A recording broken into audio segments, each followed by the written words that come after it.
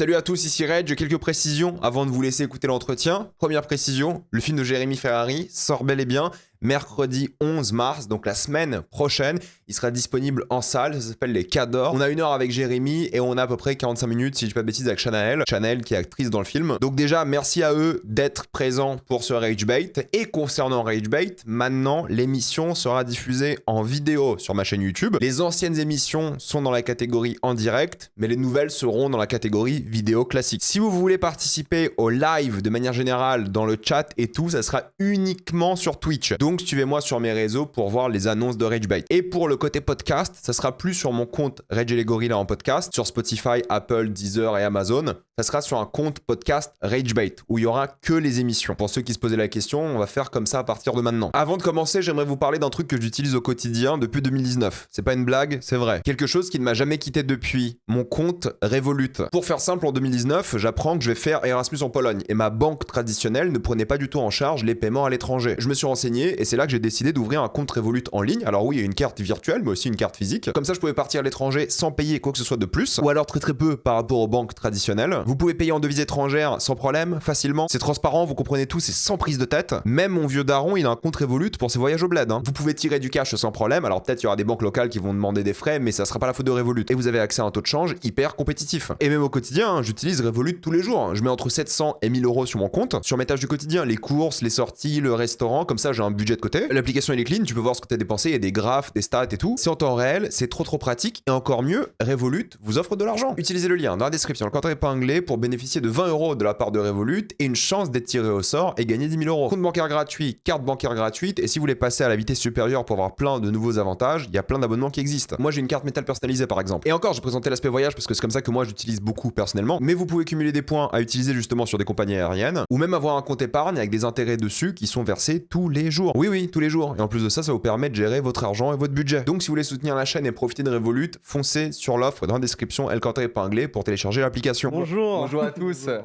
Bienvenue dans cette nouvelle émission Rage Bait, la 16e si je dis pas de bêtises. 16e, tout à fait. Voilà, on te dirait 7 secondes, tu cours aux toilettes. Ça fait un quart d'heure que t'es arrivé 1 heure en avance. Je savais pas qu'on avait pas le droit. Qu'on avait le droit. Faut le remonter le micro. Tiens, profites-en. Qui es-tu? Bonjour. Oui, tiens, qui es-tu d'ailleurs? Je sais pas d'autres qui est. Moi, c'est Shanaël Mehmoud. Voilà, je suis comédienne et j'ai eu la chance d'interpréter le rôle de Prachi dans Les Cadors, le premier film de Jérémy Ferrari. Trop bien. Bienvenue. Merci beaucoup. Avec plaisir. Fais attention à pas spoiler. Hein. Ouais, je sais. Parce que son rôle, il est touchy parce qu'on a vite tendance à spoiler. Non, on peut ne pas parler de ton rôle, t'inquiète, il n'y a pas de souci. Je peux partir aussi. Ouais, non, dans 1 heure. Si je peux parler de ton rôle, mais j'ai toujours peur qu'on spoil. Comment ça va, Jérémy? Ça va très bien, je suis fatigué. Mais tu sais, je suis dans cette espèce d'euphorie du mec qui n'a pas assez dormi. On a fait la grosse avant-première hier au Grand Rex, c'était génial. Et du coup, là, je suis dans. Il y avait du monde, non? Ouais, c'était blindé. Et du coup, je suis dans cette espèce de truc où tu sais, j'ai un peu l'impression d'être bourré et j'ai arrêté de boire depuis 10 ans, du coup c'est vraiment cool quoi. C'est-à-dire que je retrouve une espèce de bonne humeur de quand je commence un peu les mojitos, mais sans alcool. Donc c'est formidable. Donc, du coup je suis de bonne humeur. Finalement, il suffit de faire des films pour arrêter l'alcool quoi. Exactement. À tous les jeunes, arrêtez l'alcool, faites des films. Donc tu peux nous faire un peu juste, avant qu'on parle un peu en détail du film, un peu la genèse du truc. Comment toi tu t'es dit j'ai envie de faire un film, qu'est-ce qui s'est passé? Et ensuite qu'on parle un peu plus en détail de comment tu as fait le film. Alors, la genèse. C'est un livre. Non, c'est parce que, c'est parce que j'ai plein d'histoires, mais je sais jamais où les commencer. Parce que comme j'ai du mal à faire court, je me dis attends, je pars d'où en fait. Bon, on va partir du. Pourquoi le cinéma surtout? Alors, la question. Alors, là t'es mort. Tu vois, j'allais commencer après. Et là tu fais oh putain, chapitre 1. Alors ok, chapitre 1. Pourquoi le cinéma? Non, parce que t'as quand même. T'as fait des rôles avant, quelques petits rôles dans des films. J'ai fait un rôle. T'as fait un rôle dans. J'ai fait un rôle dans Rockard. Et t'avais pas fait des petits caméos avant, rien? Des petits trucs. J'ai fait vraiment des mini. Ah ouais, donc ça fout le bordel à côté. Oui. Comme si c'était chez leur mère. Rien à branler. C'est Internet. Ah oui, Twitch, c'est vraiment tout le monde s'en branle. Les mecs qui rentrent, ils mettent de la musique, c'est extraordinaire. Donc non, mais je découvre. Je fais pas beaucoup de trucs sur Twitch, donc ça me fait plaisir. Mais au moins c'est détente. Alors, chapitre 1. Quand j'ai commencé à avoir du succès sur scène il y a 15-16 ans maintenant, j'avais 27-28 ans, j'avais déjà très envie de réaliser en tout cas de jouer dans des films. Et puis j'ai eu une première expérience un peu malheureuse. En gros, j'avais écrit un film, et puis j'ai engagé enfin, c'était à 3 personnages principaux. On a pris un acteur connu dedans, et puis après cet acteur connu a voulu mon rôle, et puis après il a pris ses réals à lui, et puis après les réals ont réécrit le film, et puis après je me suis rendu compte que j'étais niqué et ils ont voulu réécrire le film, et là j'ai dit non. J'avais accepté tout avant, mais la réécriture je voulais pas, parce que c'est l'œuvre et tu touches pas à l'œuvre. Là, le reste est de l'ego, tu vois, je pouvais encore gérer, mais tu touches pas à l'œuvre. Bon, et donc du coup, à partir de là, j'ai attaqué au tribunal, j'ai perdu, ça m'a un peu traumatisé.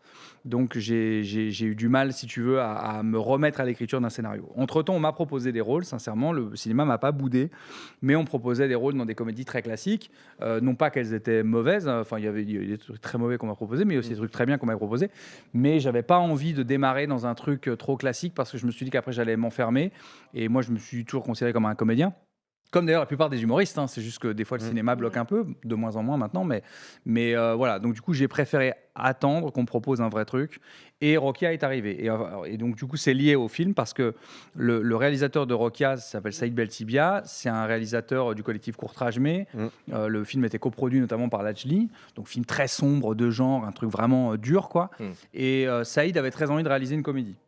Donc, tu connaissais l'histoire, Tachana? Ah bah, de Rokia? Ouais. Ah bah oui, je suis allée. Oui, non, Rokia, oui, mais tu connaissais l'histoire de... Ouais, parce que j'adore t'entendre parler, mais... Oh, elle est gentille, elle est très mais gentille. surtout que Rokia, moi j'ai vu Jérémy pour la première fois en avant-première sur Rokia, parce que j'adore l'équipe de Courtrage Mais, et j'adore Golficheté, donc je suis allée voir à Créteil Rokia, et il venait en avant-première. Ah putain, t'étais dans la salle? Mais oui, et une semaine après, j'ai été appelée pour le casting. Ah mais tu sais que je... Ah, c'est fou, ça. Arrêtez votre bordel.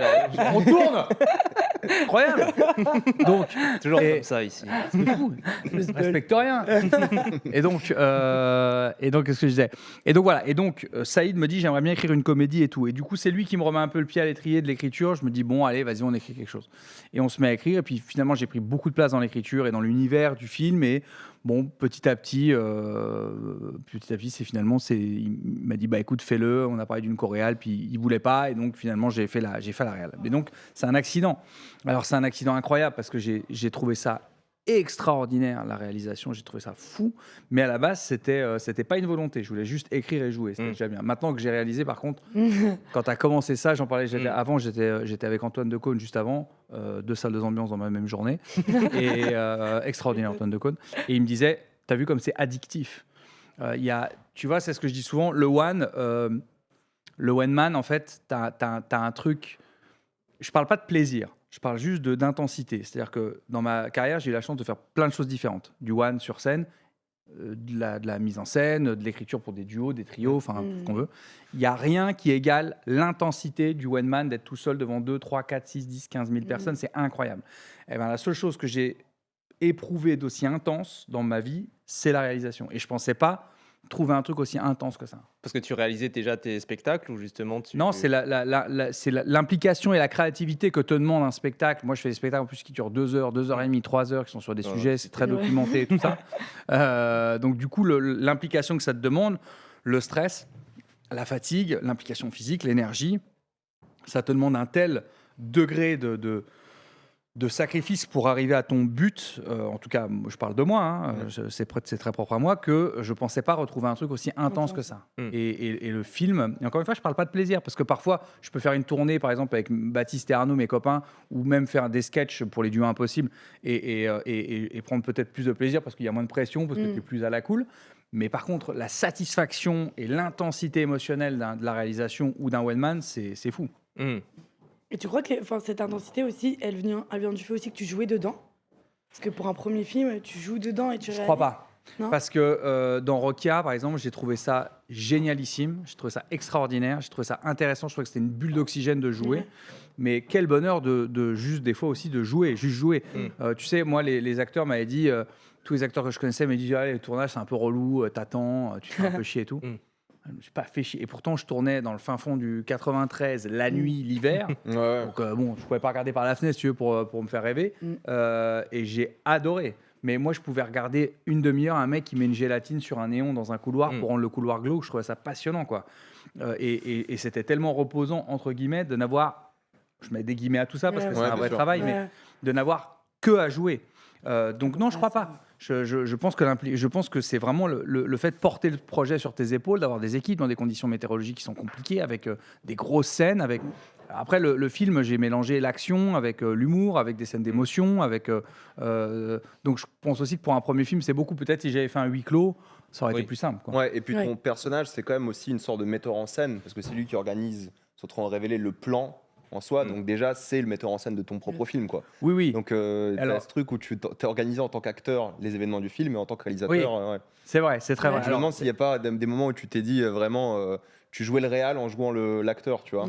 C'est-à-dire que l'avantage aussi que j'ai, c'est que ce personnage-là, même si je l'ai bossé quand même avec un coach, etc., parce que je voulais être sûr de ne pas louper de choses, parce que comme c'est un personnage qui parle peu, donc tu dois essayer de sentir des choses dans son regard, dans ses gestes, dans ses gimmicks et tout, parce que c'est l'histoire du perso. C'est un mec c'est un mec qui a une famille un peu zinzin, enfin d'ailleurs une mère zinzin, parce qu'il n'a pas de père entre guillemets, mais en tout cas on ne sait pas, parce que c'est peut-être Kadhafi pour ceux qu'on n'a pas pitché, donc là les gens se disent waouh, ça fait beaucoup de mystère sur un truc qu'on n'a pas compris, mais donc du coup c'est un mec qui clairement n'a pas été habitué à recevoir, qui s'est pas donné, donc qui est tout le temps dans l'hyper contrôle, qui est dans l'hyper maîtrise. Mais moi ça me permet aussi d'être dans ce rôle de contre que j'aime beaucoup en comédie, quoi, d'être celui qui les regarde en disant ils sont vraiment débiles, quoi.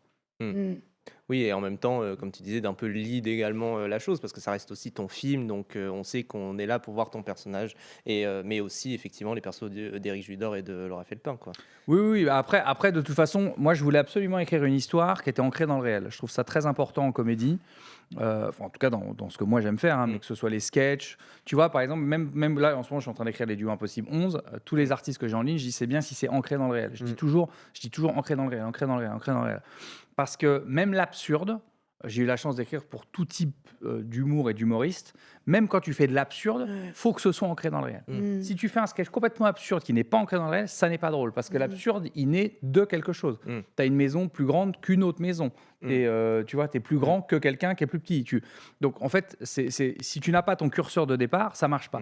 Et c'est pour ça que j'ai écrit cette histoire qui est très what the fuck, mais qui est possible. Dans le sens où, alors peut-être je peux pitcher parce que sinon les gens vont pas. Ouais, vas-y, si tu veux, pitch, vas-y. En gros, le pitch, c'est un mec qui est peut-être le fils de Kadhafi qui part dans le désert pour récupérer une journaliste qui est dans un camp de djihadistes, certainement pour l'argent, on le découvre au fur et à mesure du film. Et pour ça, il doit se faire une petite équipe, on va dire, et donc il va aller chercher Zulika, qui est jouée par Laura Felpin, qui est une fichesse complètement zinzin, une Kaira attachante qui sort d'un camp de déradicalisation.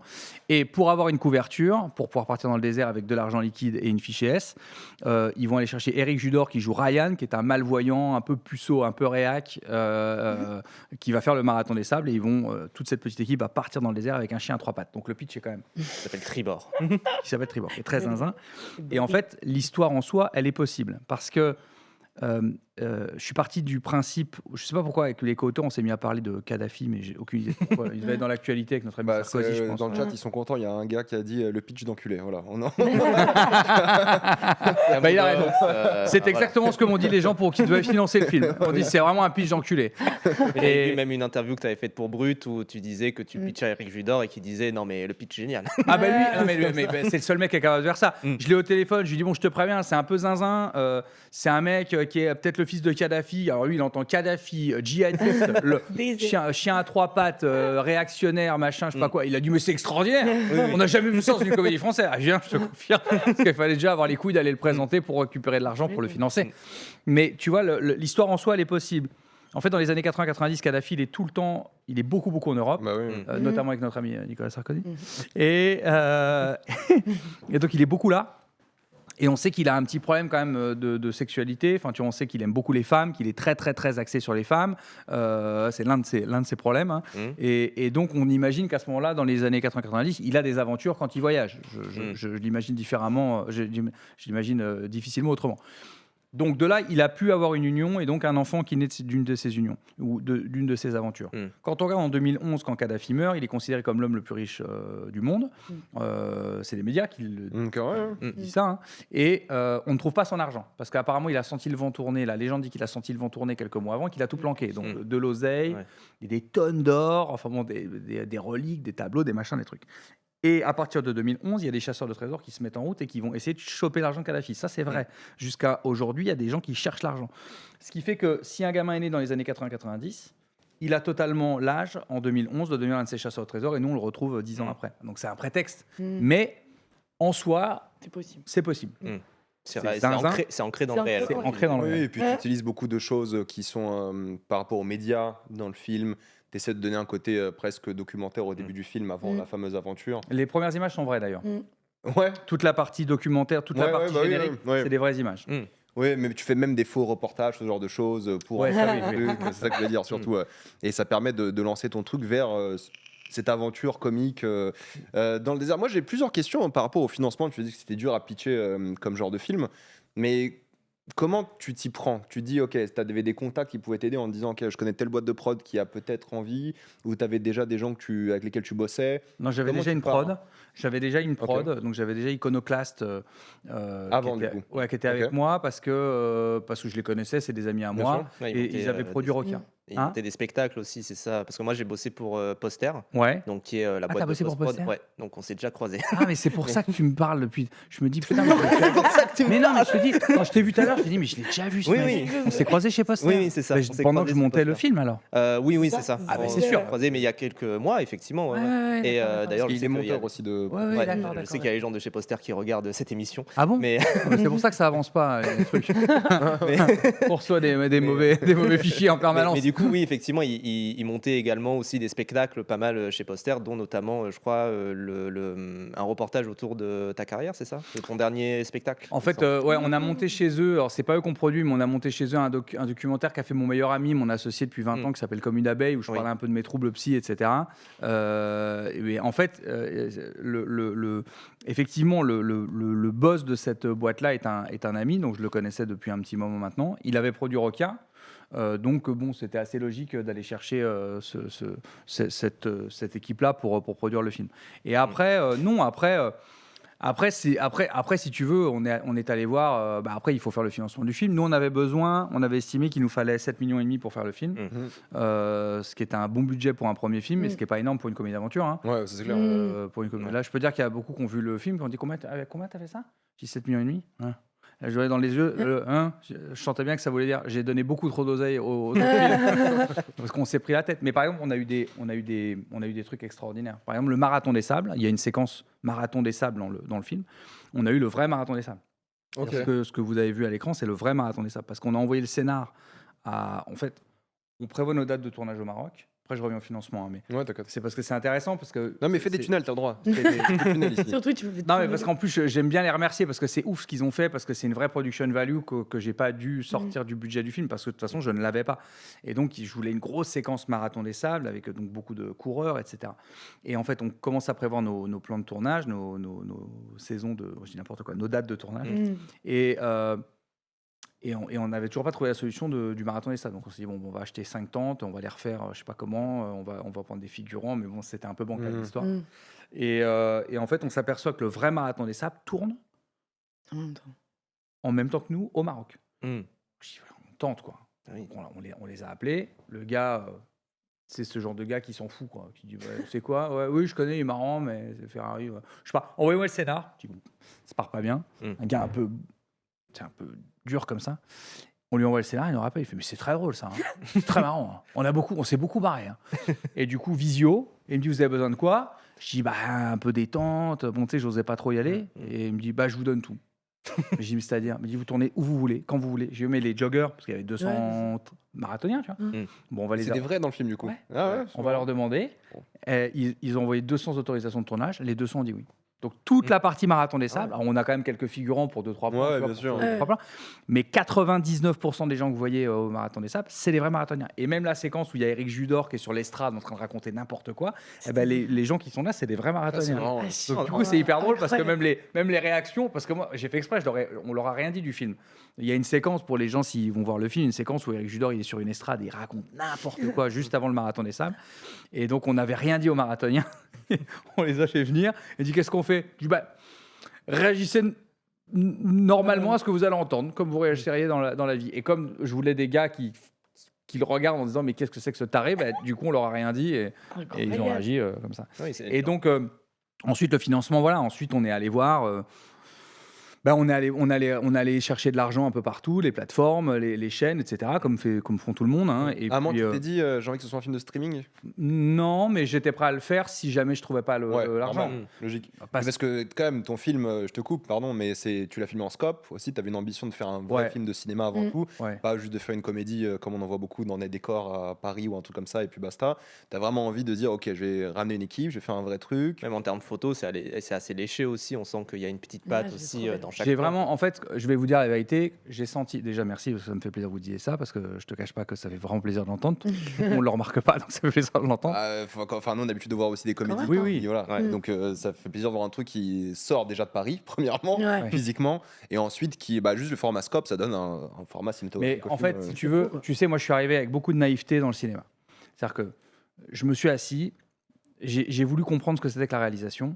Donc déjà, je suis allé voir chaque chef de poste pour qu'il m'explique ce que c'était son travail, les tournages qu'il avait aimés, pas aimés, qu'est-ce qu'il attendait d'un réal, etc., etc. Je voulais comprendre tous les trucs. J'ai fait toute la prépa, j'ai fait tout le découpage technique. J'ai voulu tout comprendre, tu vois. J'ai bouffé avec 1000 réals, j'ai lu 400 bouquins, je sais pas si ça m'a servi, mais c'est pas grave. C'était même un truc que j'apprenais, c'était déjà ça. Tu te nourris. Et donc j'ai essayé d'arriver sur ce plateau avec beaucoup d'humilité et en ayant déjà des connaissances. Et en fait, comment ça s'est passé ? Moi, je sentais que j'avais pas de pression dans la comédie. Je vais vous dire la vérité, hein, j'ai bien senti que l'image, le son, le grain, déjà le mot grain n'a pas été prononcé. On m'a jamais. J'ai senti que personne me mettait de pression là-dessus. C'est-à-dire que c'était même pas un sujet, c'était même pas évoqué. C'était juste les comédiens, le texte, faut que ce soit drôle et rythmé. Voilà. Mais ça, bon, c'est logique, c'est une comédie. Mais et donc du coup, moi, j'ai rencontré le chef-op et il me dit bon, on va choisir un peu. T'as une idée de ce que tu veux à l'image ? Je dis non. Il me dit je vais te montrer des trucs. Et donc là, il m'ouvre un écran d'ordinateur. On est à la prod comme ça. Et il me sort et il me fait des slides comme ça de centaines de lumières, de grains, d'images. Et je lui dis mais je peux avoir quoi moi ? Il me dit ce que tu veux. Je dis je peux avoir ce que je veux là. Mais parce que moi, je pensais naïvement qu'en réalité, ce qui se passait, c'est que il y a des trucs qui étaient plus chers que d'autres. Ouais, tu pouvais Bah, pas alors, savoir. Il n'y a pas des trucs qui sont plus chers que d'autres, il y a des trucs qui sont plus chiants que d'autres. Et donc, je lui dis, donc ça, je peux avoir ça. Il me dit, ouais. Et je lui dis, mais pourquoi tout le monde ne prend pas ça alors ? Mais non, mais j'étais très sérieux, je lui dis, ça ne coûte pas plus cher. Il me dit, parce que c'est un peu plus technique, parce que ça nécessite un peu plus de travail pour les équipes, l'étalonnage n'est pas le même, voilà, c'est plus de contraintes. Je dis, ouais, mais bon, les gars, c'est tellement beau. Donc, et puis il m'a expliqué scope. Donc je lui ai dit c'est quoi scope ? Il m'a dit scope, ça veut dire que voilà, là c'est.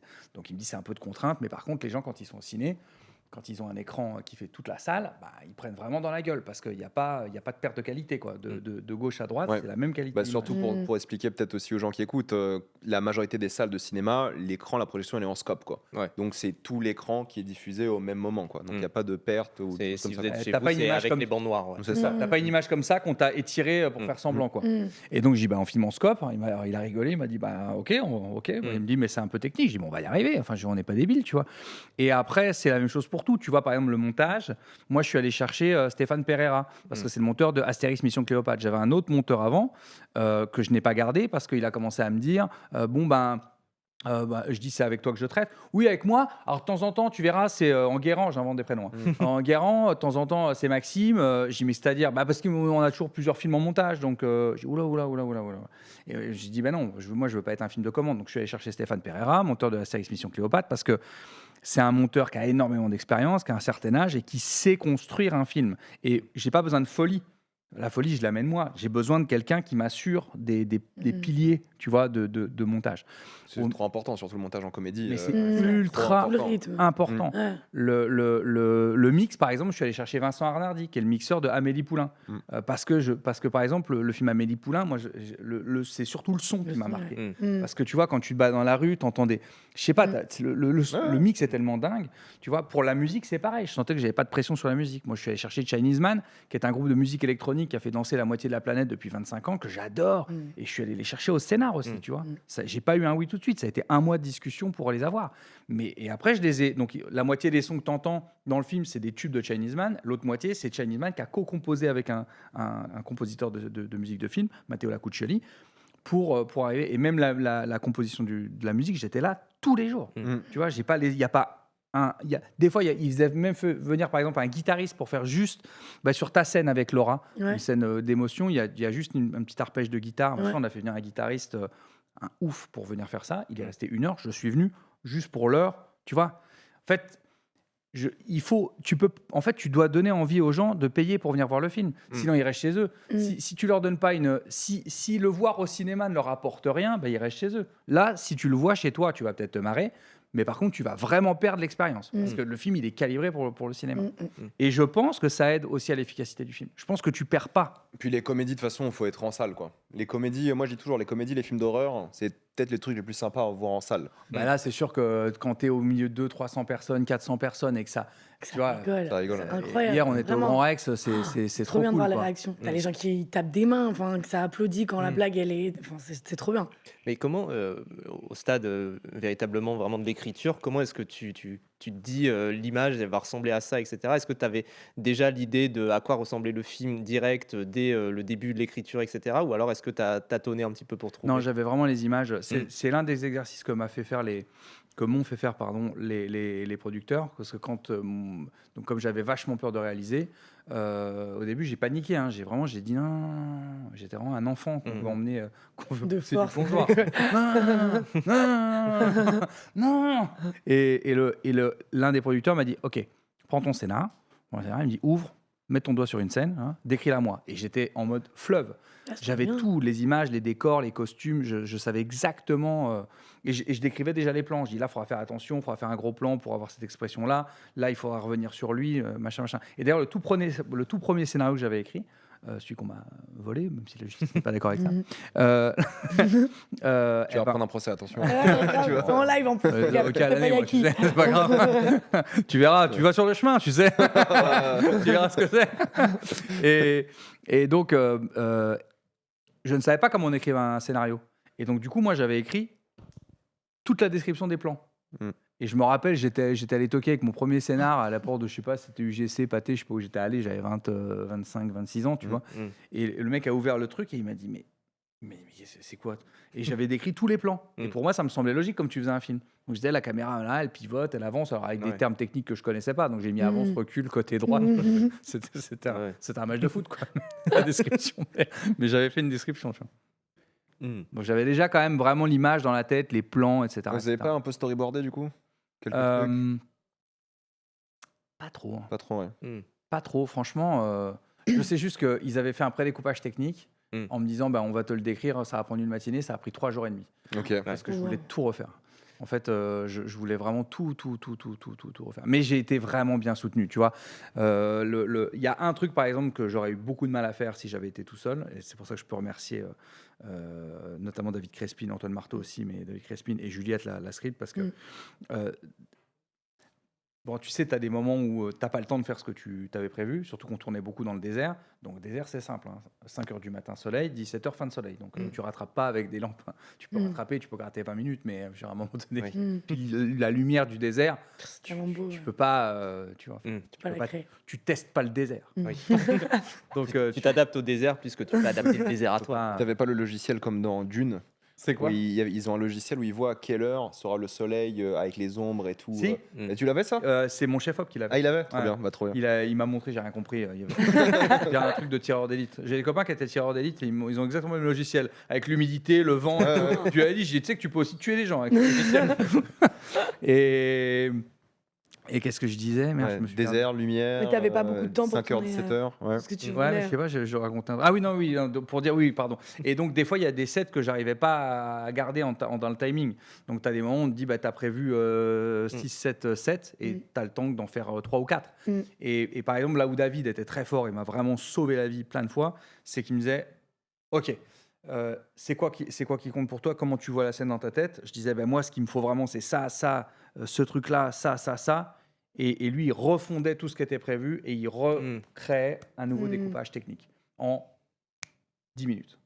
Et c'est là où il m'a vraiment... Parce que pour le coup, ça, je n'aurais pas pu le faire. Je n'avais pas l'expérience, j'aurais pas eu la rapidité, j'aurais pas pu le faire. Donc il m'a quand même sauvé les fesses 2-3 fois. En fait, tu as été réalisateur, mais sans faire le monsieur je sais tout, etc. Tu avais juste des idées à toi, mais tu laissais les techniciens faire. Je sais que le Jordan Peele, il fonctionne beaucoup comme ça aussi. Mais il faut. Mais il faut. Ce sont des spécialistes. Enfin, si tu as confiance en ton équipe, tu vas pas expliquer au chef-op ce que c'est que d'être chef-op. Lui dit, moi, je veux ça. Lui t'explique. S'il n'est pas d'accord avec toi, tu écoutes ses arguments. Si les arguments me convainquent, ok, tu as raison. Si ça ne me convainc pas, non, on garde mon idée. Et voilà. Et après, la technique pure, je ne l'ai pas. Ouais. Je ne vais pas l'expliquer à un mec. Je ne sais même pas où on allume la caméra. Je ne sais même pas où on allume le combo. Donc, je ne vais pas aller expliquer à un mec son travail. Et puis, il ne faut pas faire ça. Et en plus, c'est une connerie. Parce que je pense qu'un bon leader, c'est quelqu'un qui écoute ses équipes. En plus, les gens sont convaincus qu'avec mon caractère, je suis quelqu'un qui n'écoute pas et il se trompe totalement. Total. Je délègue tout le temps. Mais à des gens de confiance. Non, mais c'est vrai. Parce Non, que mais vraiment. et moi, je demandais l'avis à tout le tout le temps. monde. Ouais. Des fois, il y avait des... Je me rappelle même, il y a la comptable. Une fois, elle était hyper émue parce qu'on avait un truc d'après-tournage, puis je lui avais demandé son avis sur les scènes parce qu'elle était venue me voir. Et elle était genre, mais hyper émue. Elle me dit, c'est la première fois qu'un réal. Mais je dis, mais Ton avis, ouais. c'était du public. Ouais. Enfin, moi, je m'en fous d'avoir l'avis de... Je dis pas que je m'en fous d'avoir l'avis du métier. L'avis du métier, c'est important. Mais l'avis du public, je veux dire, c'est plutôt la comptable qui va venir me voir que Luc Besson passe des places en salle pour venir voir mon film. Hein. Oui. Donc c'est bien qu'il aime ou qu'il aime pas, mais je veux dire, en soi, tu vois, donc je pense que c'est hyper important. Et il le faisait aussi avec les acteurs. Enfin, moi, je l'ai trouvé très humble sur le tournage. Il écoutait tout le monde et il nous demandait notre avis. Moi, je ne m'attendais pas trop à ce qu'on me demande mon avis. Et en fait, au final, si. Et enfin, il te pose la question de comment tu as vu le personnage. Ah bon, moi, je sais que j'ai fait des propositions et je me rappelle que ça t'avait plu. On les a travaillés ensemble et on est allés. Et enfin, tu passes un tellement bon moment quand tu travailles en équipe, quoi. Ça, c'est ultra rare. Moi, les Oui, quelques vraiment, films sur lesquels j'ai bossé, c'est ultra rare, effectivement, qu'il y ait quelqu'un comme ça qui vienne et qui demande l'avis extérieur, etc. C'est ça, ce qui donne généralement, d'ailleurs, des films où c'est très en vase clos et où, du coup, c'est plus dur, peut-être, de rentrer dedans. Et pour une comédie, ça me paraît essentiel, quoi. En Bah fait, ouais, je grave. pense que c'est ce... Ouvrir la porte à donner l'avis de quelqu'un, ça ne veut pas dire changer d'avis. Oui. Ça veut dire aussi donner la possibilité à la personne de t'exprimer si elle n'est pas d'accord ou si elle a un doute. Parce que le problème, en fait, pour avoir travaillé avec beaucoup d'artistes depuis très longtemps, c'est que quand tu imposes quelque chose à un artiste et qu'il y va, il sera toujours moins bon en faisant... Même si tu as raison, il sera moins bon en faisant quelque chose, même qui est plus juste en qu'elle ne croit pas, plutôt que de faire quelque chose qui est moins bon qu'elle y croit. Donc, en réalité... il vaut mieux... Moi, je préfère parler avec Chana, lui dire, moi, j'imagine ça comme ça. OK ? Est-ce que toi, oui ? Oui. Non. Non. Ah, c'est intéressant. Pourquoi ? Et on débat. Et peut-être qu'elle va me faire une proposition, ou peut-être que je vais la convaincre que mon idée est la meilleure. Et comme ça, je vais pouvoir argumenter avec elle. Alors que si je lui dis, tu me fais ça, et qu'elle n'y croit pas au fond d'elle, bah, elle va essayer de le faire, parce que c'est une super... En plus, alors pour le coup, Chana est une actrice. Tu sais, c'est ces actrices... parce que c'est pas évident, en plus, son rôle, parce qu'elle arrive dans le film, il y a quelques moments d'émotion, parce que j'ai essayé de raconter une histoire quand même. Alors, c'est majoritairement de la vanne, hein, mais tu as quand même de l'émotion dedans. Et Chana, dans le film, elle arrive sur ce malin, dans un très gros contre-pied du scénario. Bon, je peux pas dire quoi, mais elle arrive dans un truc un peu dur parce que le film est drôle autour. Donc, elle arrive dans un truc en contre-pied. Et il faut pas que ça dénote. Alors, ça fait partie de la réal, évidemment, et du scénar, mais il faut aussi une actrice qui sache t'amener ce truc-là. Et Chana, c'est les gens, j'appelle ça des 4x4. Elle peut être en train de rigoler à la machine à café juste avant.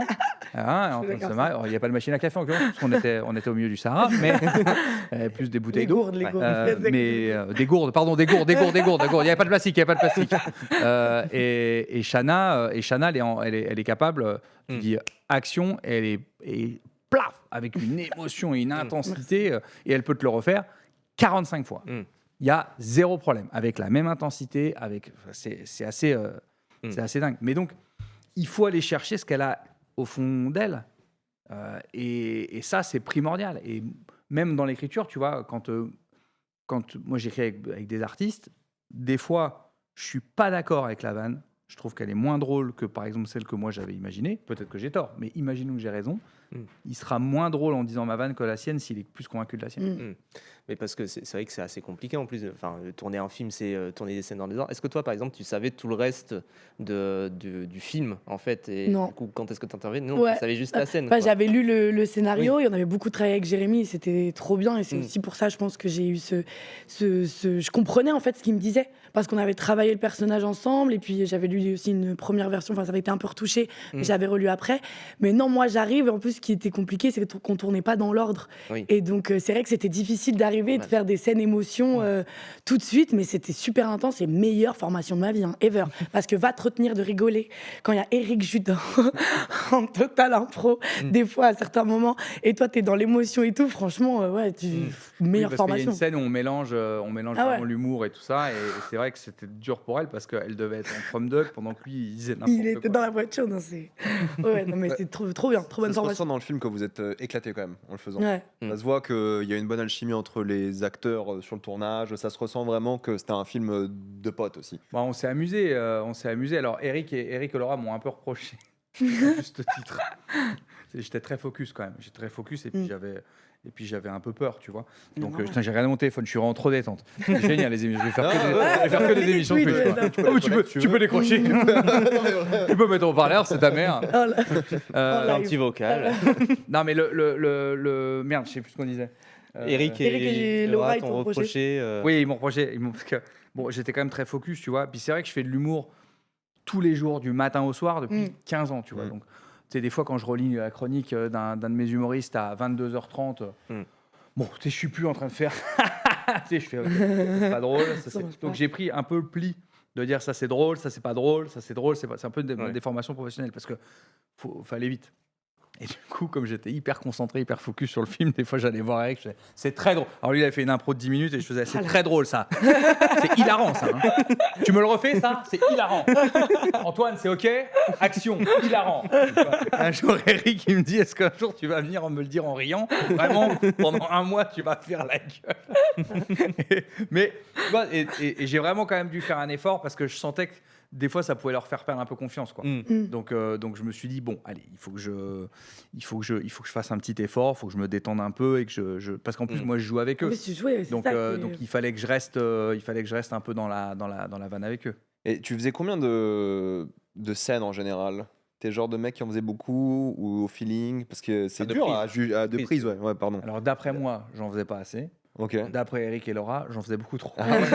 Oui, Parce que tout à l'heure, tu as dit 45 en rigolant, j'imagine. Oui, en Il y a rigolant. des réals qui font vraiment 30, 40, 50. Ah, il y a des moments, j'étais un peu. En fait, Elle l'a cherché. non, mais le problème, c'est que. Enfin, c'est pas un problème, c'est génial, mais on a des acteurs sur le plateau qui improvisent beaucoup.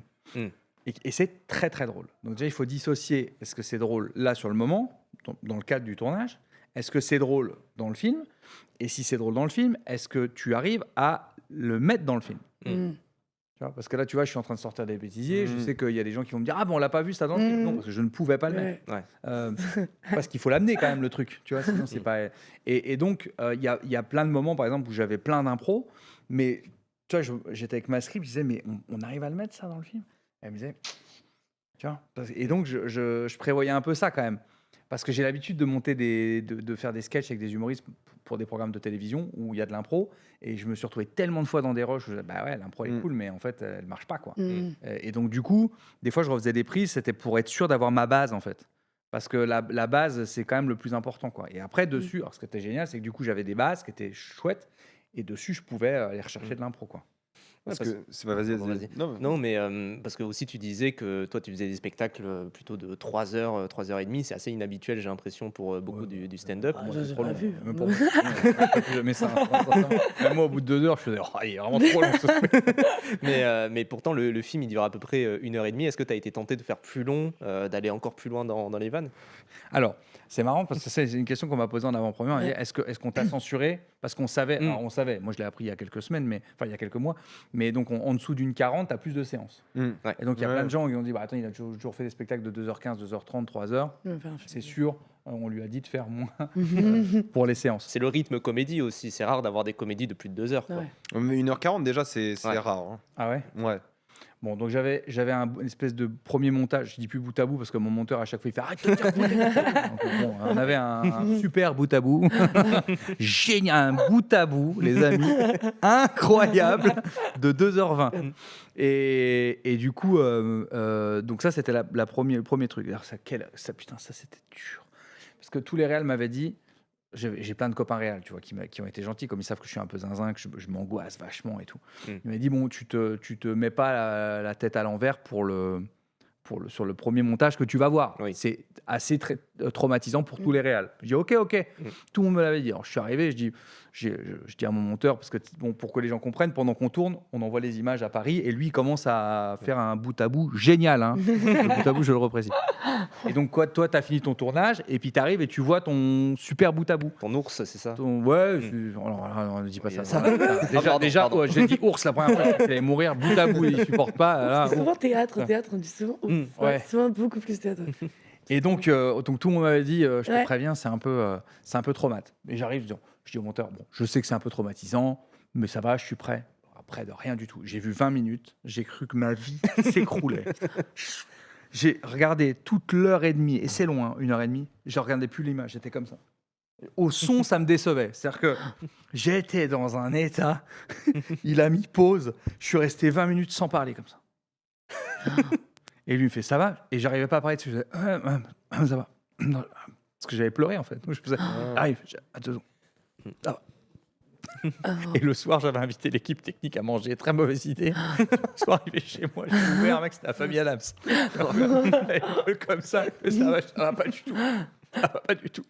Mais j'avais jamais fait de montage. Bah ouais. Donc j'avais pas conscience, tu vois. Et c'était tes 2h20, on va dire. C'était le scénario. Tu avais écrit un scénario de 2 heures à peu près. Ah, scénario. Ok. Il va sortir une version longue du film. La Bible portait bien son nom. Ah, Mon scénario. Non, mais et surtout, il y a un truc que je vais dire quand même, parce que moi, j'avais aucune notion, tu vois. Donc, avant de partir, on fait le découpage. Et puis, bah, moi, on partait un mois après tourner. Donc, moi, je relisais, puis je rajoutais des dialogues. Et moi, j'avais aucune conscience. Et donc, le jour du tournage, je donne les nouveaux textes à tout le monde. Et tout. C'est quoi? C'est la nouvelle version. Mais quelle nouvelle version? Je dis, bah, c'est là. Je vais rajouter. Et David, il me prend, il me dit, mais t'es malade. Mais t'as rajouté 20 pages. Je dis, ça va, c'est des petits trucs. Mais t'es taré, mec. Tu nous as rajouté genre 4 jours de tournage. Je sais pas. Je dis, ah, mais ça va. Et donc on a dû. Alors donc, du coup, toutes les journées, elles étaient à 200 km/h parce que je voulais tout tourner. Ouais. Et après, et alors, donc j'avais 2h20. C'était pas bien, hein. C'était pas bien du tout. Et donc, je dis à mes prods, je dis franchement, je ferai pas en dessous d'une 45, je pense. Et une 45, une 50. Et ils me disent, non, mais Jérém, ça serait bien d'être en dessous d'une 40. Et donc, moi, comme j'ai un vrai problème avec ma liberté d'expression, je monte tout de suite sur mes grands chevaux, tu vois. Je dis, attendez, le film, c'est pas pour vos trucs en dessous d'une 40, je m'en fous et tout. Moi, ça sera comme ça. Donc, du coup, ils ont dit, bon, bah, ok, c'est juste que sache que tu auras moins de séances. Mais ok. Je dis, ok. Et en fait, à force de monter, rythmer, eh ben, on est arrivé sous les 1,40 sans que je le veuille. Et un jour, je dis à mon monteur, en fait, on est à combien là? Et il s'est retourné avec un grand sourire comme ça. Et il m'a dit 1,37. Et j'ai dit, putain, c'est cool. Parce que du coup, je l'ai fait sans vouloir le faire, quoi. Sans Mais il y a tricher. un truc qui Ouais, m'a c'est aidé, ça. qui du coup a rendu le montage beaucoup plus long, mais je crois qu'il m'a vachement aidé, c'est qu'en fait, j'étais en tournée du trio à ce moment-là. Ce qui fait que je faisais mercredi, jeudi, vendredi, samedi trio et dimanche, lundi, mardi montage. Et hop, je repartais en tournée.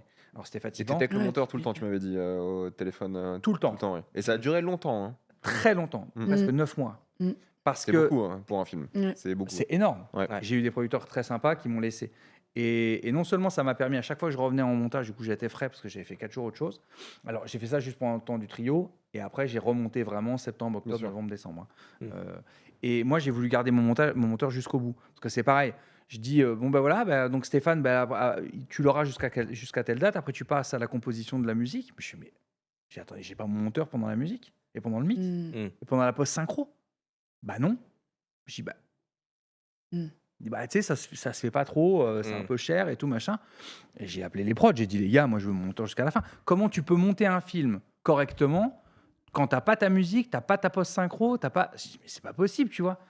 Et le nombre de trucs que j'ai retouchés au montage, avec la musique, avec la post-synchro, j'ai rajouté tellement de vannes, tellement de rythme. Et donc, j'ai demandé un budget supplémentaire pour garder mon monteur jusqu'à la fin. Bon, à la fin, plus personne n'en pouvait. 9 mois. Le monteur, il m'a dit, j'avais reloué une salle à un moment donné et j'avais plus rien à dire. C'est pas que je trouvais tout parfait, c'est que j'avais tellement épuisé les stocks de rush et tout. Et donc, on regarde le film. Donc, il attend mes instructions, il est derrière. Et j'en étais à 1h10. J'avais toujours donné aucune instruction. Et là, il a mis pause. Il m'a dit, il est fini le film, Jérémy. il faut vraiment passer à un autre projet, refaire autre chose. Et puis même moi, faut me laisser repartir pour autre chose. On n'en Faut pouvait faire, plus. faire la suite du film. Ouais, voilà, faut faire la suite. Elle Bah, dit Stéphane, tu tombes bien. Non, parce que même, faut rester jusqu'à la fin du générique. En tout cas, tu as des Ouais. trucs jusqu'à la fin, donc c'est Bien 1h37 avec générique en général, et faut rester jusqu'à la fin. Tu as des Un petits Marvel. trucs. Ouais, il y avait cette Il y a petite des trucs, scène quoi. dont tu fais référence, à laquelle tu fais référence. Et tu vois, ça, c'est par exemple, c'est un truc que j'ai appris. C'est la scène de la chèvre avec Ouais. Baptiste et Alexandre Kominek. Ça, c'est le truc que j'ai appris dans le montage cinéma. C'est que, en fait, c'est assez marrant parce qu'au début, tu montes scène par scène. Et alors, donc, tu montes ta première scène, tu dis, ah, elle est bien celle-là. Bon, après, tu vas rechanger la vie une semaine après, mais tu finis, tu dis, elle est bien. Puis tu fais la deuxième, puis la troisième, puis après, tu fais toutes tes scènes. Et tu as l'impression que tu que des scènes bien. Et tu regardes le film et c'est nul. Ensemble, ça va pas. Oui, c'est un enchaînement de scènes plutôt qu'un film qui se tient, quoi. Parce qu'en fait, tu es obligé, et après je faisais ça, c'est qu'en fait, pour juger ma 5e scène, je la regardais en continuité de la première, deuxième, troisième, quatrième. C'est ça qui prend du temps. Je voulais à chaque fois, Mais tu es obligé pour ce genre de film. Parce que l'humour, le rythme, c'est trop important. Ouais. mais je pense Donc, tu que peux pas te retaper juste des scènes dans des ordres, des c'est trucs. impossible. Et je pense qu'il y en a beaucoup qui se prennent pas la tête à faire ça. Et je pense qu'il faut vraiment le faire. Alors c'est sûr que quand on est à 1h10 et que tu dois te refaire 1h09 pour J'avoue. bien monter la là là. 10e minute, mais par contre, quand tu finis ce travail-là, quand tu regardes ton film, tu sens dans ton rythme que ça y est, tu l'as, tu vois, que C'est fluide. tout est perfectible. Hein. Mm. Mais c'est pas la même chose que quand tu montes scène par scène, quand même. Mm. Vraiment, faut vraiment se prendre la tête, en fait. Faut pas hésiter. Tu vois, la scène, par exemple, il y a une scène, il y a un moment donné dans l'aéroport, moi, je ne vais pas spoiler, mais il y a une scène où on a un personnage dans le film qui est une marathonienne qui n'a pas de bras. Mm. Et à un moment donné, on va lui demander de passer ses bras dans le... Bon, je peux le dire, on s'en fiche, mais on va lui demander de passer les bras dans le scanner pour les contrôler. Et donc, c'était une scène qui me faisait beaucoup rire. Et parce qu'elle le fait d'une certaine manière, on va dire. Et cette scène de l'aéroport, par exemple, j'ai galéré de ouf parce que la scène de l'aéroport, en fait, c'est un couloir avec plein de figurants. Et on est 3 persos plus une personne qui arrive. Et en fait, c'est vachement dur de filmer quand dans un petit espace, t'as Ouais. une personne là, une Ah, personne là, une beaucoup, personne là, une ouais. personne là. Parce que pour avoir les regards de tout le monde, etc. Et donc, c'était une des journées où j'avais rajouté beaucoup de trucs et où je savais pas comment faire. Et donc, la scène de Virginie où elle passe ses bras dans la machine, là, Incroyable. j'arrivais pas à la... Je l'avais pas bien filmé, en fait. J'ai pas eu le temps de bien le faire, tu vois. Et quand on arrive au montage, je galérais tellement déjà à bien faire cette scène de l'aéroport que j'avais enlevé cette scène-là. Et... Pourtant, c'est l'une des scènes les plus drôles du Oui. film. Vraiment. Bah ouais, À mourir de rire. C'est... mais ça cassait le rythme de la scène. Et à un moment donné, 3 semaines avant de rendre le DCP final, je suis comme ça, et je dis à Stéphane, on se la regarde et tout. Puis à un moment donné, il y a tout qui me vient d'un coup. Je dis, putain, je sais comment on peut faire. Et du coup, on s'y remet. Et j'étais comme un ouf. Et j'ai même des messages à Virginie, Céline Groussard, elle s'appelle, où je lui filme l'écran comme ça. Regarde. Et tu sais, ça bouge. Elle me dit, bah oui, mais arrête de bouger. Ça y est, j'ai réussi à la remettre. J'étais trop content, quoi. Donc ça vaut quand même, franchement, ça vaut quand même le coup de se prendre la tête, quoi. En plus, quand tu as ta matière et qu'elle est de, comment on dit, de bonne facture, c'est-à-dire que tu t'es pris la tête, attention, avec le budget que j'ai dans une comédie, hein, je dis pas que j'ai fait un Tarantino, hein, mais tu as de la matière qui est bonne. En réalité, tu n'as que ça à faire, de te prendre la tête pour essayer de... Après, c'est que de la vanne. Et ton rôle en tant qu'humoriste, c'est de te dire, il faut que je chope des rires partout. À chaque fois que je gagne un rire, ça, c'est un point en plus, un point en plus, un point en plus. Et en vrai, c'est ça le truc, c'est de marquer des points le plus possible, en disant, bah, tiens, ça... Vous l'avez testé, le film ? Ouais. Ouais. On l'a testé tardivement parce que j'ai beaucoup de mal à les. J'ai beaucoup ton de bébé, mal à quoi. lâcher. Ouais, à le lâcher. Ouais. Que les Et- autres qui jugent ton bébé, c'est dur. C'est trop dur. Franchement, c'est trop dur. Mais tu disais ça à Belle Épine, qu'on t'a un peu poussé à dire là, faut le lâcher, quoi. Faut le laisser Oui, marcher et les projotestes, c'est dur parce tout que. seul. En plus, moi, ils m'ont fait une projoteste. On n'a pas fait beaucoup, on en a fait 2. Après, j'ai fait des projos, moi, tests vraiment pour le film. Et puis après, ils ont fait des espèces de projos marketing. Tu vois. Ouais, bien sûr. Et vous avez testé les 1h37, on va dire. Ouais. Ok. Ouais. Donc les versions quasi finales. Ouais. Et donc, ils te font une projo marketing pour voir un peu la cible et tout ça, machin. Et c'était horrible parce que je dis alors dites-moi comment ça se passe. Donc, j'appelle le monsieur qui organise les projos marketing. Je dis alors, comment ça se passe? Expliquez-moi. Alors, il me dit, bah, c'est très simple. Bon, il me dit, vous êtes un cas un peu particulier parce que vous êtes une célébrité du monde de l'humour. Donc, on le fait de manière un peu différente avec vous. Je dis, ah, super, expliquez-moi. Il me dit, alors, on va prendre 200 personnes. qui n'ont pas payé leur place. Je dis d'accord, pourquoi pas. Je vois pas pourquoi, mais d'accord. Et il me dit voilà, alors, on va prendre 100 personnes qui font vraiment partie de votre public. Ah non, c'est pas ça, pardon, attends, je raconte pas bien. Parce que je dis, ok, bah, donnez-moi les dates, je mets sur Insta, et puis comme ça, les gens vont venir. Non, surtout pas. Je dis, ah bon? Il dit, non, on ne veut pas vos fans dans la salle. Je dis, ah bon? Je dis, mais oui, mais c'est quand même eux qui vont venir voir le film en premier, tu vois. Donc j'ai 15 ans de carrière, j'ai un public qui me suit depuis longtemps. Donc, tu vois, enfin, non, on veut pas, on va faire différemment. On va prendre 100 fans à vous. Oui, mais pas ceux que j'ai moi, du coup, puisque vous voulez pas que je les prévienne. Voilà. Et on va les partitionner. C'est-à-dire qu'ils ont pris des fans qui sont fans de tout, ils ont tout vu, les one-man, les duos, les trios, tout ce que tu veux. Après, fans B, donc ceux qui ont vu par exemple que mes one, fans C, donc que machin et tout. Donc déjà, ils ont découpé mes fans en catégories. Et il me dit, voilà, ça c'est les 100, ça c'est les 100 sur les 200. Et je vois, il me parle pas des autres 100. Je dis, c'est qui les autres 100? Il dit, ah ben là, vraiment, c'est des gens qui n'ont pas d'avis sur votre travail. Je dis, comment ça qu'ils n'ont pas d'avis sur mon travail? Voilà, je dis des gens qui m'aiment pas. Voilà, des gens qui vous aiment pas. Alors, c'était pas à ce point-là, tu vois. Mais ils ont quand même... Je dis, mais c'est horrible. Vous prenez 100 personnes qui m'aiment et vous les découpez en catégories, et vous prenez 100 personnes qui ont soigneusement évité tout ce que je fais depuis 16 ans, qui a priori n'iront pas voir ce film. Mais comme ça, on sait. Je dis, on sait quoi? Que les gens qui m'aiment pas, on le sait déjà. Et donc, bon, et finalement, ça c'est hyper bien passé, donc ça m'a rassuré. Mais les 3 jours d'avant, c'était horrible. Moi, je tournais dans mon salon, je disais, mais putain, mais pourquoi on fait ça? Mais et après, ils te disent, on va leur donner des tablettes. Donc, je dis, vous allez donner des tablettes pour juger chaque minute de mon film à 100 personnes qui m'aiment pas.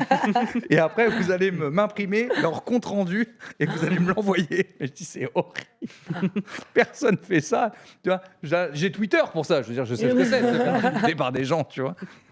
Ouais, mais c'est intéressant et intelligent de faire ça comme ça, d'un certain point de vue, parce que ton film, tu as envie de le vendre à des gens d'élargir. qui sont pas que tes fans, qui n'ont pas vu toutes tes émissions ou qui ont juste jamais vu ce que tu as fait, quoi. Et je pense que c'est important aussi parce parce que là, je pense que, j'ai vu pareil quelques clips d'interviews, tu disais, tu stresses un petit peu, c'est logique, c'est normal, c'est dans une semaine, les gens. De toute façon, on sortira ça nous avant la sortie, évidemment.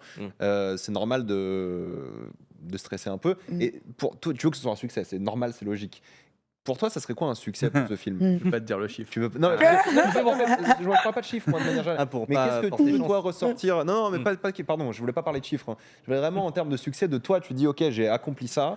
Non, disons où sera ta satisfaction à toi? Ton échelle de satisfaction à toi personnelle. Parce que je sais que chiffres, je veux pas demander pour ça, mais juste. Non, disons que. Disons qu'il y a... Non, mais en même temps, on peut pas éviter la question commerciale du truc parce que c'est ce qui te permet d'en refaire un ou pas. Donc, c'est ça en réalité. Écoute, là, depuis hier, il y a 21 000 personnes qui ont vu le film en avant-première. Donc, je crois que j'ai fait toute la France pratiquement. Et j'ai un public franc. C'est-à-dire que j'ai un public, je te le dis, parce que des fois je dis, waouh, putain, ils sont durs, mais c'est le rapport que j'ai établi avec eux. Mais ils me disent quand ils n'aiment pas. Donc voilà. Et il y en a qui sont venus voir en me disant, franchement, j'avais un peu peur, j'ai vu que tu faisais de la comédie française, j'étais un peu déçu. Il n'avait pas vu le film, la personne était déçue déjà que je faisais de la comédie française. De base, comédie française, ça, c'est du mal aux gens. Mais des gens, c'est horrible parce qu'il y a des gens, ils te disent même pas une mauvaise comédie française. Pour eux, c'est comédie française, ça veut déjà dire ça. C'est-à-dire qu'ils disent, j'avais peur parce que j'ai vu que tu te mettais à faire de la comédie française. C'est terrible. Et donc, même ceux qui sont vraiment allés en reculant m'ont fait vraiment beaucoup de compliments sur le film. Donc, j'ai reçu tellement de messages de toute la France, de toutes les avant-premières dans lesquelles je suis allé. Des fois, j'ai vu le public avant qui m'écrivait. Des fois, j'ai vu le public après, où j'ai eu les vraies réactions des gens dans la salle. Chanel est venue assister à l'une des avant-premières en salle. J'en ai vu beaucoup. J'ai entendu les rires, les vagues de rire, les applaudissements hier au Grand Rex. Donc, je suis à peu près rassuré maintenant sur le fait que l'objectif du film était vraiment d'avoir des rires sonores. C'est-à-dire, je voulais une comédie. Je voulais pas une comédie où tu ris 3-4 fois, tu souris, puis voilà. Je voulais un truc où il y a des vannes. Alors, il y a des gens à qui ça va pas plaire, mais j'ai travaillé pour que tu aies des vannes tout le temps et partout et que tu en aies un peu pour tout le monde. Et je précise juste peut-être, la bande-annonce spoile pas du tout les meilleures vannes. Non. Parce que ça, c'est un truc des comédies françaises où il y a les meilleures, ou les comédies tout court d'ailleurs, pas que françaises, où il y a les meilleures blagues dans la bande-annonce. Et pour le coup, je crois qu'il n'y a aucune des meilleures blagues à titre personnel qui sont dans la bande-annonce. Je suis d'accord avec toi. Mais parce que les meilleures vannes. C'est très bien ça. Oui, parce que les meilleures vannes, de toute façon, il faut les contextualiser. En fait, Ouais. elles sont et surtout les meilleures vannes, elles sont immontrables dans une bande-annonce. Oui. Ouais, Elles vraiment. sont beaucoup trop. C'est pas possible. Puis il y a Tu sais, des types d'humour, le tien, je pense particulièrement, où c'est très dur de le montrer dans une bande-annonce. quoi. Il faut pas. Sorti de Ouais, son il faut pas le contexte. faire. Ouais. Il faut pas faire ça. Ouais. C'est super dur, tu vois. Oui, Ah, mais, tu vois, oui, mais du coup, alors, mais c'est pas grave, tu vois. Moi, je me dis aussi, c'est bien.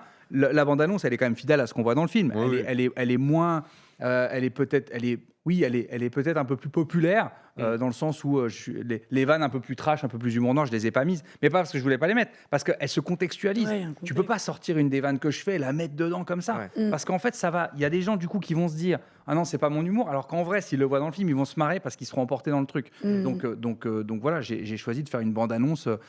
Et puis, c'est très bien qu'en fait les gens ne voient pas le meilleur parce que ça. Ah bah oui, non, effectivement, mais c'est ça. Ouais. T'as travaillé quand même sur la bande-annonce, quoi. Ah, mais je l'ai faite. Ouais, ouais. On Ah l'a oui. faite avec mon monteur. Ah, mais oui, dès qu'on Ah a- oui, ok. Parce Ah, que bah- pas tout le monde fait Ah, ça. ouais. Ah oui, non, mais je Ah sais, ouais, oui, oui, ouais, mais ouais, j'ai ouais. entendu. On va confier ça à une agence. J'ai dit pardon. Ça m'étonnerait, non. Non. Elle te suit depuis le début. J'ai fait les tu sais, bandes annonces. ouais. Là, il y a une nouvelle bande annonce qui va sortir d'ailleurs dimanche, le dimanche d'avant la sortie officielle. Que je vais Ce dimanche, partager du coup, parce que c'est la sortie officielle, c'est le mercredi prochain, on est le Mercredi. 11. Tu sors le 11, on est Ouais, d'accord. Hein. c'est la semaine prochaine, Jérémy. Donc, c'est ce dimanche. Hein.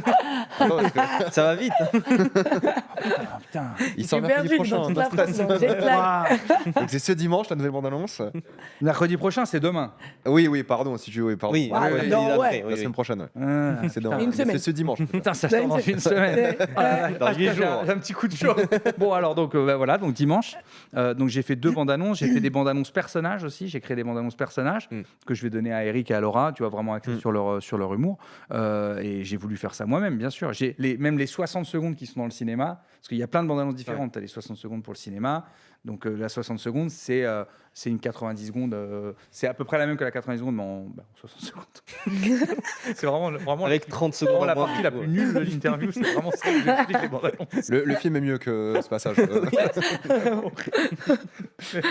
Je sais plus ce que je disais, mais T'as bossé T'avais sur toute la plusieurs bande-annonce, bandes-annonces. tu prépares des trucs. Ouais. oui, ok. j'ai vraiment voulu maîtriser chaque partie du truc. Et pareil pour le côté marketing, affiche et tout, c'était tes idées ou Ouais. En Ouais. fait, on a sorti une première affiche d'avant-première un peu rapidement parce que je voulais juste avoir un visuel et tout, donc je vais faire un truc un peu comme ça. Et on avait la deuxième qui était un peu plus conceptuelle avec les 3 têtes, enfin conceptuelle. Mais après, c'est pareil, tu vois.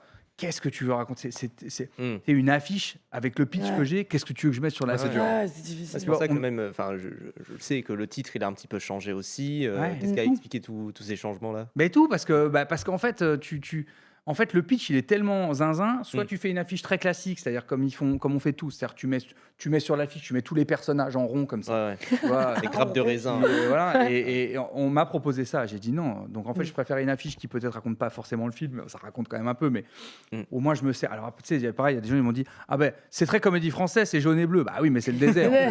Ouais, pour le coup, si quelqu'un a le droit d'avoir du jaune et bleu, c'est toi. Non mais je veux dire, là, pour le Vraiment. coup, C'est on m'a reproché ça. justifié, là. Ah ben bravo le jaune et bleu. Ah, les gars, c'est le désert avec le ciel.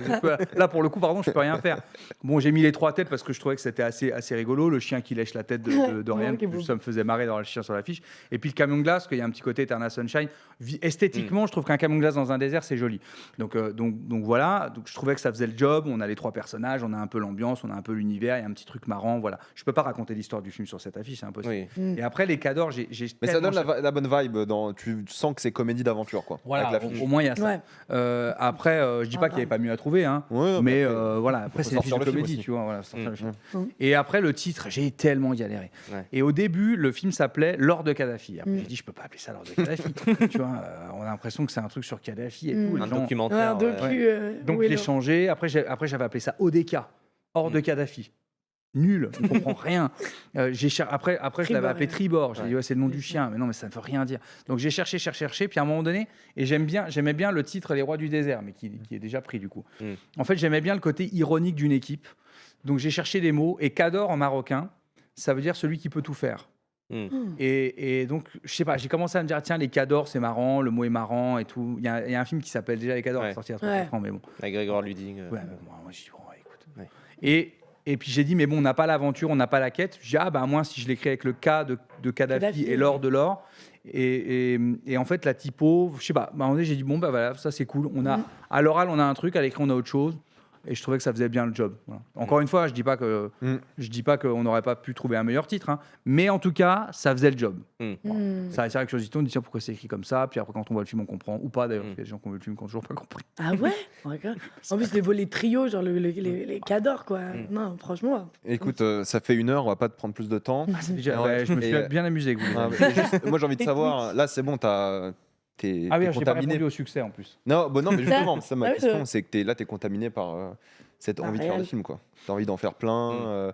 J'ai trouvé ça tellement extraordinaire. Et puis surtout, en fait, si ce film-là marche, je peux en faire plein des comme ça. C'est-à-dire que cet univers-là, c'est vraiment le mien, tu vois. Et je pense que j'aurai encore plein d'idées. Ce qui va être dur, je pense, c'est de plus faire c'est de plus aller chercher des paysages. Tu vois, j'aurais peut-être plus de mal. Tu vois, des fois, quand je repense à des idées, là, j'ai une idée en tête. Et c'est encore dans d'autres pays, quoi. Ah bah, après, vu le film, sans trop en révéler, hein, ça donne envie de continuer dans les dans pays. d'autres paysages, quoi. Ouais, c'est ça. Donc on verra. C'est comme ça que tu l'as fait aussi, quoi. Ça, c'est... Ah, puis c'est trop bien. En fait, Ah ouais, tu peux tellement aller chercher des lumières, des trucs et tout. Enfin, il y a tellement de... Et puis, t'as beau faire quand même. Quand t'as des persos qui n'ont rien à foutre là et qui sont là, bah, c'est drôle. Alors après, il y a des films qui ont été faits comme ça qui étaient vraiment pas bien. Mais je trouve quand même que ça apporte un truc. Et après, pour répondre à ta question quand même, parce que j'ai pas répondu tout à l'heure, ce que je peux dire, c'est que le film, il est pas hyper cher. C'est-à-dire que le MG Distrib, il est pas énorme, tu vois. Oui. Donc, j'ai pas besoin de faire 1 million d'entrées pour rembourser entre guillemets ce que j'ai demandé pour le faire. J'ai pas besoin. Donc le film ça serait extraordinaire, mais j'ai pas besoin de ça. Donc déjà ce que j'aimerais c'est arriver au score que je ne vais pas dire parce que tu penses bien que sinon ils vont me faire des vidéos photos de moi avec le score et le mauvais score à côté en disant Ils savent avec qui on va gagner, c'est mal mais donc passé. il y a un score de remboursement du film qui est atteignable, je pense. Je pense qu'on a un score qui est atteignable. Donc déjà si j'atteins celui-là, ça serait une vraie satisfaction parce que voilà, je devrais d'argent à personne, entre guillemets, et je pourrais refaire un film. Ça serait ça. Puisque le reste, franchement, même la presse, pour l'instant, a été unanime sur le film. D'ailleurs, je ne sais pas du tout si c'est bon signe. Mais... Bon, après, il y a bien Télérama qui va venir chier sur le film, mais pour l'instant, la presse a aimé. Et le public, je sens vraiment qu'il s'éclate dans les salles. Donc voilà, la suite, on verra. Mais déjà, si je peux en refaire un deuxième, ça serait une victoire. Bah déjà, à Belle Épine, tout le monde demandait pour le deuxième. Ouais, le film, on dirait qu'il y a un deuxième, on dirait qu'il y a un deuxième. Mais ça peut être vraiment une fausse bonne idée, ça. Il sort de 2 ans de... Comme ça, dans 2 ans, 9 mois sur le montage, 3 mois de tournage. Vraiment, là, il va mettre... Allez, retourne. Après, j'ai l'impression, vu comment t'en parles, que ce serait un énorme kiff. Et t'es accro maintenant à cette envie de la faire. réalisation, j'ai trouvé. Bah, c'est trop bien. Et c'est pour ça que je veux tellement que ça marche, parce que j'aurais l'impression qu'on m'a donné un jouet et qu'on me l'enlève, tu vois. Je lui dirais, je peux plus jouer avec ça? Oh, okay. Ça me ferait trop de peine. Et tu penses qu'il y a des gens qui t'aimeront peut-être pas, enfin, ils apprécieraient pas ton travail d'humoriste, mais de réalisateur, oui. Je pense. Donc les 100 là qui ont été invités... pour une simple et bonne raison, c'est que le fait que ce soit avec d'autres acteurs dans un univers, etc., ça dilue un peu. Ouais. Tu vois, donc ceux qui peut-être aiment... Et puis, j'ai pas traité les sujets de manière politique, là. Je les ai traités du côté humain. Tu vois, Un petit peu quand Ah, même. des fois. Un petit peu quand même. Un peu. Mais même quand même, t'as des vannes. c'est toi, c'est très ta axées patte politiques aussi, quoi. Oui, mais c'est moins... Oui, c'est moins. Mais dans quand les même. One où je suis très en frontal. Oui. Mais il y a un contexte quand même politique assez Il y a un fort. vrai quoi. géopolitique. Ouais. Mais tout le monde ne chope pas toutes les subtilités de tout Ouais, non, le mais débat. Mais je veux dire, l'un des personnages, c'est quand même une meuf radicalisée par. Ouais, Converti, vraiment. Je sais pas si je dois le dire sur centre, Twitch par contre, ouais. mais voilà. Il y a des trucs quand même qui sont sur ça, quoi. Il y a des C'est vrai. sujets, Ouais. en tout cas. Oui. Tu prends des sujets. Oui, les sujets. Écoute, on n'a pas plus de temps. Merci En tout cas, beaucoup d'être passé. C'était un plaisir d'être Nous, avec Grave, on vous. continue merci avec beaucoup. toi. Ok, Toi, tu ça marche. restes si t'as envie de rester. Hein. Je bouge Mais pas. t'as- Non, je spoil pas. Je spoil pas ça, je spoil pas ça, c'est bon. beaucoup. Mais je peux rien dire, je crois. Merci beaucoup. M'accompagner. C'est où je rêve. C'est Twitch, on s'en fout. Bien sûr. Je sais pas ce qu'ils font, mais ils savent. Merci En plus, tu regardes beaucoup, le merci truc. beaucoup, Jérémy. Ciao. Bon courage pour ce soir. Eh ben oui, Ah, parce qu'il y a une avant-première encore Ouais. ce soir. Il a Bon, pas mais fini la ça France, hein, continue. il y va. Hein. La défense, c'est Conflans-Sainte-Honorine, je crois. La défense et un autre, j'ai pas entendu. Mais je dis juste parce qu'on n'entend pas dans le micro. Mais merci beaucoup. Défense, waouh. Au revoir. Du coup, Chanel, toi, tu Oui. es là. Mais oui, je suis là, je reste, voilà. Tu es là pendant encore un jusqu'à petit que le temps. prochain arrive. Ouais, pas de souci, parce qu'on rappelle du coup les gens, nous on va enchaîner après. Normalement, on est en live avec Haroun juste après, qui pareil fait son premier film. Mais du coup, c'est un crowdfunding. Enfin, on en parlera avec lui. Ok. Toi, du coup, tu es actrice. C'est ça. Tu as joué donc dans Les Cadors. C'est ton premier long métrage? C'est mon si je me trompe pas. J'ai eu la chance déjà de jouer avec Ahmed Silla dans Ici là-bas. Je vais pas, enfin, c'était assez court comme rôle, mais là, oui, un vrai gros rôle. Vrai Ouais. rôle, ouais. Ouais. Parce que tu as beaucoup First time. fait, c'est un peu ce qu'on discutait avant, tu as beaucoup fait dans le court-métrage, c'est ça? Ouais, j'avais tourné dans un court-métrage qui s'appelait Ferrari J'ai et vu qui ça. a fait la tournée des festivals. Et en fait, c'est comme ça qu'un peu j'ai pu démarrer ma carrière. C'est un réalisateur qui s'appelle Boris Biaouk, qui est incroyable. Et du coup, après, quand j'ai rencontré Jérémy Ferrari, t'imagines bien que Oui. j'avais l'impression que la boucle était bouclée, quoi. Ouais, ouais. C'était marrant. Mais comment, enfin moi c'est un peu la question de manière très classique, hein, j'ai envie de dire. Comment justement, je crois qu'il y a un micro, non c'est bon. Comment justement on commence à trouver des jobs en tant que, parce qu'on discutait un petit peu Ouais, en tant d'intermittent juste avant, qu'intermittent. on est tous les deux intermittents. Ouais, on Comment est-ce connaît. qu'on commence à décrocher des jobs justement en tant qu'actrice Franchement, actuellement? Au début, faut prendre les courts-métrages étudiants. En fait, faut aller s'entraîner, quoi. C'est comme Jérémy, c'est son premier film, donc il y va, il s'intéresse, il pratique, il travaille. Et là, c'est un peu la même chose. J'ai fait beaucoup de courts-métrages étudiants, etc., pour trouver un peu cette place à la cam. Les formations aussi, c'est trop bien. J'ai fait un conservatoire, donc pas national, mais d'arrondissement. J'avais pas les moyens pour me payer une école. Et puis, je viens pas d'une famille qui me soutenait au début. Donc forcément, tu trouves des moyens, tu as envie de faire ça, tu trouves les moyens de faire ça. Et après ma formation, j'ai continué un peu dans le ciné, donc beaucoup bénévole au début. Ouais. Et après, Boris est venu vers moi, on a tourné une bande démo et il m'a dit écoute, je suis en train d'écrire mon premier cours qui, j'espère, va m'ouvrir pas mal de portes dans le cinéma. Je t'écris un petit rôle. Et une semaine avant le premier tournage, son actrice principale le lâche et il me donne le rôle.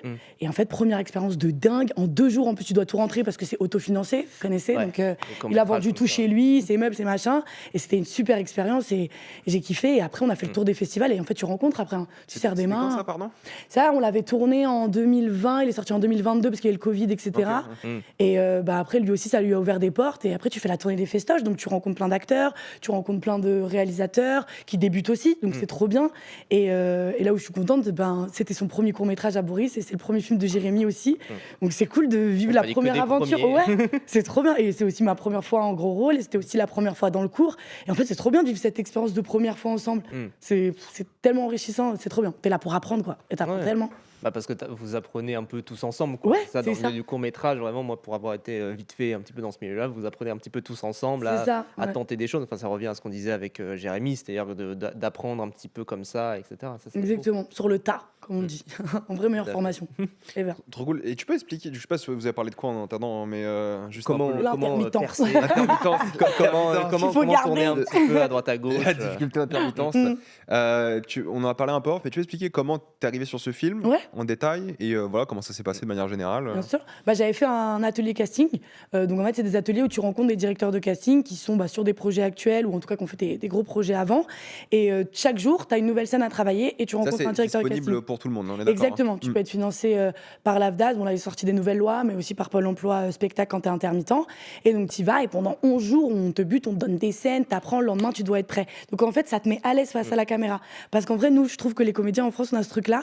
Quand on joue pas, on pratique pas. Et c'est dommage parce qu'en fait, si on doit penser comme des sportifs, tous les jours, on doit un peu s'entraîner. Donc c'est pour ça qu'après, tu as des projets kinés avec des amis, etc. Parce qu'il faut continuer à jouer, il faut s'entraîner. Et sur ce stage, il y avait Sandra Durando, qui est une incroyable directrice de casting. Moi, j'avais regardé tous les films sur lesquels elle avait travaillé. Donc j'étais super contente de la rencontrer. Et on avait fait une scène, elle m'a dit, franchement, je t'aurais vu, je t'aurais donné le rôle. Bon, le film est passé, etc. Et une semaine après ou 2 semaines après, justement, je vais voir Rokia en avant-première. En avant-première, il y a Jérémy qui vient parler. Et une semaine après, elle m'appelle, elle me dit, voilà, il y a un casting pour le premier Jérémy Ferrari, j'aimerais beaucoup te voir. Et du coup, je suis venue, je l'ai fait, j'ai adoré le rôle. Et elle m'a appelé quelques jours après, callback, donc je rencontre Jérémy. Et en fait, on était super à l'aise parce que j'avais fait une pièce de théâtre avec Jean-Luc Moreau, donc il le connaissait, donc On ne demande qu'à en rire. Ahmed Silla aussi, je venais de tourner avec lui. Donc en fait, on avait plein de points communs. Et la manière dont il parlait du cinéma, c'était le cinéma que je voulais faire. Puis c'est un petit rôle aussi, enfin c'est un petit monde aussi, le milieu Ouais. du cinéma, donc en fait forcément, là on discutait, mais Jérémy je l'ai déjà vu au taf, etc. Donc il y a toujours un petit peu des connexions qui se font à droite à Exactement. gauche, Ouais. qui en fait vont servir plus tard également. C'est ça, au début, tu vois pas, tu te dis ça marche pas, ce que je fais et tout. Et en fait, à un moment, la patience aussi, mais il faut pas lâcher, quoi. C'est vraiment je crois que c'est le plus dur. C'est le mental. Et comment ça se passe du coup, toi tu fais ce truc de casting, on t'appelle, tu vas faire le film. Tu fais Tu rencontres Jérémy du coup coup. Et je rencontre Jérémy au callback. En fait, ok. tu as le premier casting avec la Ok. directrice de casting. Elle fait un peu ses propositions à Jérémy. Et Jérémy a décidé qui il voulait revoir. Et du coup, je rencontre Jérémy en callback. J'étais la première à passer. Je crois qu'on n'était pas beaucoup sur le dernier callback. Et en fait, moi, je suis trop contente de le rencontrer, quoi. Donc, je suis super à l'aise. Je suis trop contente. Je me rappelle, il m'a dit, moi, j'ai jamais vu quelqu'un. Moi, je suis pas du tout à l'aise en casting. Je sais pas comment tu fais. Je lui ai dit, attends, moi, j'ai un anniversaire ce week-end. Ils vont tous parler compta. Moi, je veux dire, j'ai rencontré Jérémy Ferrari. Oui, oui. C'est beaucoup plus sympa. Et en fait, il faut le prendre en mode. C'est des rencontres. T'es pas là pour gagner le rôle. Bien sûr que c'est le best ever, c'est de l'avoir. Mais t'es là pour. Tu pratiques, tu t'entraînes et tu rencontres quelqu'un. Donc donne le meilleur de toi et montre qui tu es. Ça passe ou ça passe pas. Il y a tellement d'explications de casting. Enfin, tu sais pas pourquoi t'as pas été prise. Des fois, juste, ça le fait pas. Mais c'est pas ton jeu. Faut arriver sûr de toi. Et en fait, je lui ai fait ma première proposition. Il a beaucoup aimé. En fait, il m'a fait jouer. Il m'a fait monter, il m'a fait descendre. Il m'a demandé de l'impro. Et je comprenais son langage. Enfin, c'était OK. Naturel. Il disait, ouais. Ouais, trop Et en bien. fait, ça s'est fait. Il m'a dit non, mais j'ai rien à dire. Merci beaucoup et tout. J'ai dit ah non, mais merci à moi, j'ai adoré. Je viens d'avoir 1 heure de session training avec Jérémy Ferrari. Tu vois, tu pars avec oui. ça aussi. Tu dis bon, je l'ai pas, mais j'ai bossé avec Jérémy, il est content de mon travail. Si c'est pas là, peut-être une autre fois. Au moins, ça te fait une petite expérience, quoi. Moi, je Exactement. sais, j'ai des amis, des copains et des copines qui sont aussi dans le milieu du cinéma, enfin, qui essayent un petit peu aussi de faire des petits castings, tout ça. À chaque fois, on me raconte des histoires de type, oui, mais en fait, j'ai tourné, mais rapidement, j'ai juste passé le casting, tout ça, mais j'ai quand même appris sur le tas, etc. Exactement, ouais. Enfin, voilà. T'apprends même des tout petits rôles. Enfin, t'apprends et puis quand t'arrives et que t'as même un petit rôle de 2 jours, t'arrives sur un grand plateau, tu comprends c'est quoi une équipe. Je me rappelle pendant le tournage du Maroc, je voulais pas quitter le plateau. J'étais tout le temps comme ça et tout, je restais. On pouvait aller dans la loge, en plus il faisait 40 degrés. Moi j'étais en là-bas, donc je te raconte pas, j'avais envie d'une clim. Mais en fait c'est trop beau d'être là. Ils sont tous là à bouger partout. Puis moi je voyais Fred Testo qui joue dans le film quand même. Bien sûr que je vais rester le voir jouer avec Jérémy. Enfin, je vais tellement apprendre à la caméra. Et du coup, des fois, il me cherchait. Il disait, bah, elle est là, elle est tout le temps là. Et en fait, je suis restée, j'étais tout le temps là. Il m'a dit, mais tu vas pas retourner dans la loge? Je dis, attends, je sais pas, moi, quand je vais revenir ici dans ma vie, je vais rester là parce que je vais pas aller sur TikTok voir la vie que je peux mener là maintenant. Et j'ai adoré ça, c'est trop bien. Tout est trop bon dans l'expérience, même dans l'attente, il se passe plein de choses, quoi. Parce que c'était, tu m'avais dit tout à l'heure, 2 semaines au Ouais, total. j'ai fait une avec semaine, je suis retournée, après je suis revenue une semaine. Et du coup, Jérémy, il a dit OK, il te prenait pour le rôle. Ensuite, on a dû t'appeler des mois plus tard. Bah, Ah, même pas, ça allait archi vite. Je crois Ah, qu'on ça m'a allait vite, appelé, pour ouais, ouais. une semaine après le callback. Je me rappelle, j'étais avec des amis, il faisait beau, donc on commençait à sortir la bouteille en été sur les terrasses. Et j'ai dit, et là, je vois la directrice de casting qui m'appelle. Donc, à ce moment-là, t'as 2 phases. Tu fais, bon, les gars, si je l'ai pas, on en recommande une autre. Et si je l'ai, on en recommande une autre. Et donc, j'y vais, je me mets un peu à part. Et en fait, tout de suite, psychologiquement, tu te mets dans un c'est pas grave, t'as fait ton job, t'as donné le meilleur de toi, faut juste être fier. T'as montré à une directrice de casting que t'étais fiable, t'es venu, t'as montré le meilleur de toi, t'as montré aussi un réal, c'est pas grave, c'est l'aventure aussi qui compte. Et elle me dit, bon, bah, ton passeport, il est bon? Je fais non. Elle me dit, ah bah si, tu me vérifies ton passeport et puis tu viens au Maroc. Alors on a ouvert la deuxième bouteille. Et c'était incroyable. Et après, t'es trop content et t'es dans l'excitation du départ, quoi. Et puis c'est au Maroc. C'est une expérience de dingue. Enfin, tu pars loin de chez toi, loin de tes amis. C'est mon premier vrai gros plateau. Donc Trop bien. t'es comme une enfant. Je me rappelle, le tribord, le chien Bobby, était aussi excité que moi. C'était notre premier tournage à tous les deux. On était excités tous les deux. C'était trop bien. Et il est bon, le chien aussi. Hein. Il est incroyable, un super acteur, hein, vraiment. C'est dur à Incroyable. diriger en plus des chiens. Ouais, il y a Et beaucoup c'est de généralement scènes. les chiens, les enfants, les animaux, tout ça, c'est ultra chiant à diriger. Ouais. Le chien, il est très Tu mets au même niveau les enfants et les chiens, c'est ça? Ouais.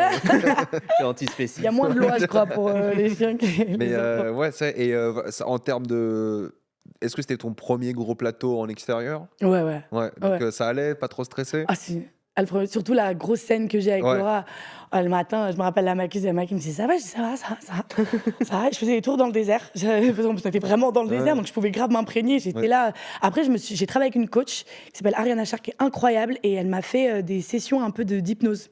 Une semaine avant, j'ai pris la formation, et en fait, elle me demandait d'aller à la rencontre de mon personnage, qui est quand même un peu très éloigné de moi, et en même temps assez proche. Et donc, par l'hypnose, on cherchait nos points communs.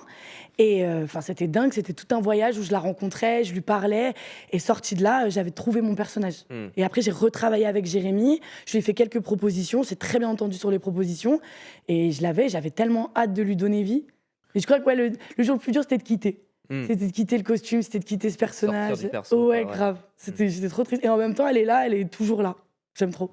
Parce que c'était une semaine et t'es revenu après, c'est ce que tu Ouais, m'as dit. exactement. Donc tes premières semaines, tu fais tes trucs. Ouais. En plus, c'est dur d'en parler parce que t'as des scènes vers, Ouais, c'est ça, comme je vers dis un le moment du tweet, film, ouais, quoi. J'ai pas envie de c'est te ça. révéler. Donc c'est dur d'en parler. Donc t'arrives, tu joues avec les acteurs principaux du Ouais. film, quoi. Première fois que t'arrives. Et en extérieur, au Maroc, film quand même à moyen gros budget, mine de rien. Ouais, big, j'ai Et- pas vu ça.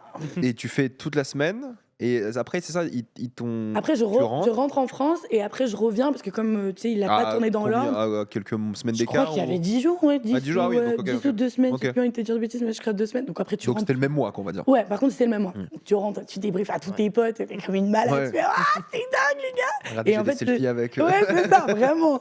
En plus, je me rappelle, Eric est adorable. C'était l'anniversaire de mon frère en plein tournage. Il prend mon téléphone, il lui fait une vidéo. J'envoie ça à mon frère. Il m'a dit, mais loupe tous mes anniversaires, tu me fais ça chaque année, y a aucun problème. Ah, il en avait rien à faire. Ah bah faut que tu trouves des Eh ben, c'est films ça. dans le désert. Tout le temps à la même période, Avec genre le- en octobre. Et en plus, quand moi je revenais, c'était là où on tournait la scène du casting, quoi, de pourquoi j'avais été prise, sans spoiler. Et donc, du coup, ouais, stresser le retour. Stresser le retour, je dis, ok, là, va falloir tout donner, c'est pour ça qu'ils t'ont prise, vas-y, sors tout. Et c'était incroyable. C'était fou de travailler à la cam comme ça, c'était dingue, vraiment. Ouais. Et qu'est-ce qui t'a marqué vraiment dans ton premier gros tournage comme ça? Qu'est-ce qui t'a le plus impressionné? Le travail de Laura. Jérémy, il est plus là, hein, tu peux le critiquer maintenant. Mais tu sais, même pas parce que honnêtement, j'ai travaillé avec des réalisateurs, même pas sur des gros films ou quoi, mais réalisateurs, metteurs en scène. Et Jérémy, il a cette écoute, cette communication et cette compréhension du cinéma qui est dingue. Enfin, c'est l'un des seuls réals que je connais qui a envie de faire autant de comédie, qui veut faire de drame et qui peut être très juste dans les deux. Et c'est ce qu'il m'a demandé. Il m'a dit, tu seras aussi cette portion émotion de mon film. Un gros coup de presse, il m'a dit, touche les gens. Après, c'est vrai, hein. J'ai essayé. Il a raison, hein. C'est l'une des parties les plus importantes du film. Et c'était aussi tout l'enjeu, et ce qui était très dur, mais les voir travailler, Eric, Laura et Jérémy, je crois que c'était les plus beaux moments du tournage parce que tu apprends tellement. Et en fait, tu les vois et tu fais, mais en fait, c'est comme ça que je vais arriver sur un tournage. Laura, tu sais, elle avait l'habitude et tout. Du coup, même elle me montrait des tips que t'as pas, tu vois, en tournage. Et j'ai grave appris et en lui parlant, en la voyant travailler, en retouchant son texte. Enfin, c'est... Ben, tu sors de là, tu fais OK, là j'ai step up. Dans ma vie d'actrice, j'ai step up. On parlait aussi effectivement d'une ambiance très bande de potes, presque qui tournait un film, et j'imagine il y avait aussi pas mal d'entraide, quoi. Ça travaillait. Quand on répétait les scènes qui étaient, sans spoiler, un peu plus action, ben, c'était millimétré. Enfin, tout est bien écrit aussi. Donc, les voir travailler, Laura avec sa tablette, je trouvais ça impressionnant. Tu vois, ils sont là, ils ont une grande carrière. Moi, j'admire beaucoup leur travail et ils sont quand même dans le boulot. Et c'est ça qu'il faut jamais perdre. Et je pense que des fois, il y a pas mal d'acteurs ou d'actrices, même qui débutent ou quoi, on perd ce truc-là. Et en fait, il faut taffer, il faut tout le temps travailler. C'est trop important. Et tu fais comment ça, toi, aujourd'hui? Moi, je travaille beaucoup en amont. Je lis au début, beaucoup. Après, je Le l'apprends. script, tu veux dire? Le script, ou les rôles qu'on T'es t'envoie parti, pour les quoi. castings, etc.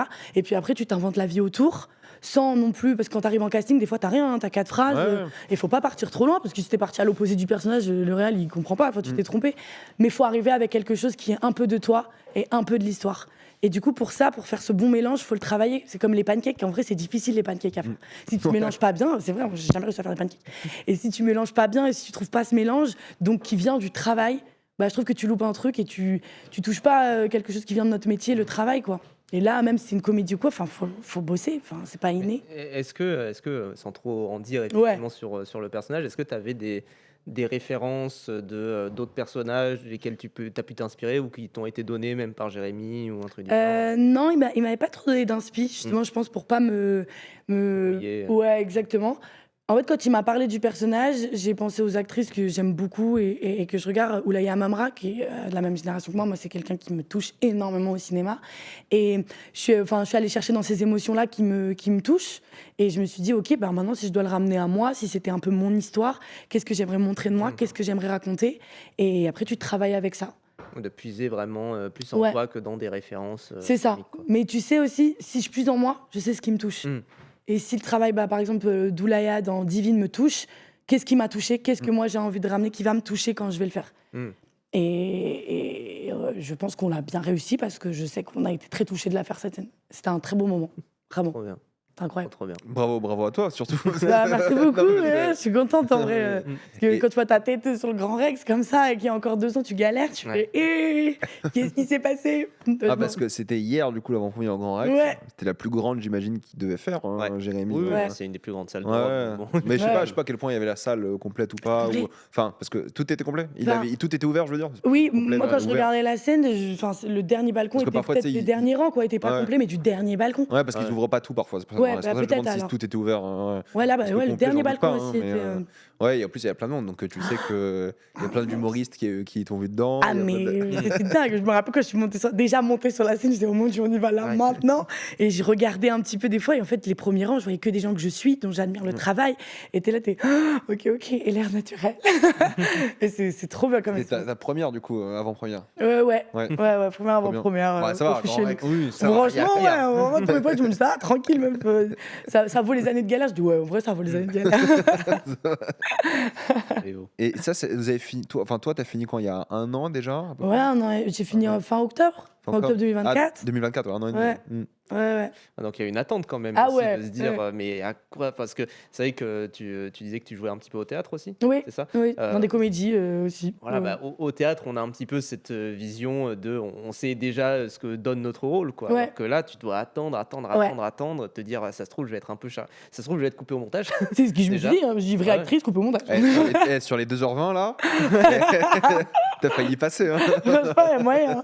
Non, oui, c'est ce que je me suis. En fait, je me suis surtout dit, oh, j'espère que Jérémy est content. Parce qu'en vrai, quand un réal te fait confiance comme ça pour un rôle, enfin, je trouve important dans ce film, c'est touchant et t'as pas envie de le décevoir. Ouais. Bien sûr qu'il y a ce truc-là, sans bien sûr te mettre, ah, pardon, machin, mais Ouais. t'as pas envie de décevoir. Et surtout, enfin, je voulais voir ce qu'on allait voir de l'actrice que je suis, parce que sur le tournage, moi, je voulais pas regarder les retours, parce que ça me sortait. Vous voyez, j'avais envie d'être dans le truc, j'avais envie d'être. Donc, je voulais pas voir, ce qui n'est pas la technique de tout le monde, et j'entends. Mais du coup, j'avais hâte de voir l'actrice que j'avais montrée de moi, et vraiment, en vrai, je suis très contente. Tu l'as vu J'étais pour la très émue. première fois le film du coup? Je l'ai vu à Belle Épine, début. En février, je crois. Je crois en février. C'est récent quoi. Ouais, je voulais aller le voir parce qu'en plus, Belle Épine, c'est ce que je disais, c'est un cinéma Ah, où tu l'as j'allais vu dans quand. une séance classique avec des gens? Ouais. Et j'avais dit à Jérémy, enfin voilà, je l'avais quand même prévenu que j'étais là, c'est le cinéma où j'allais quand j'étais jeune.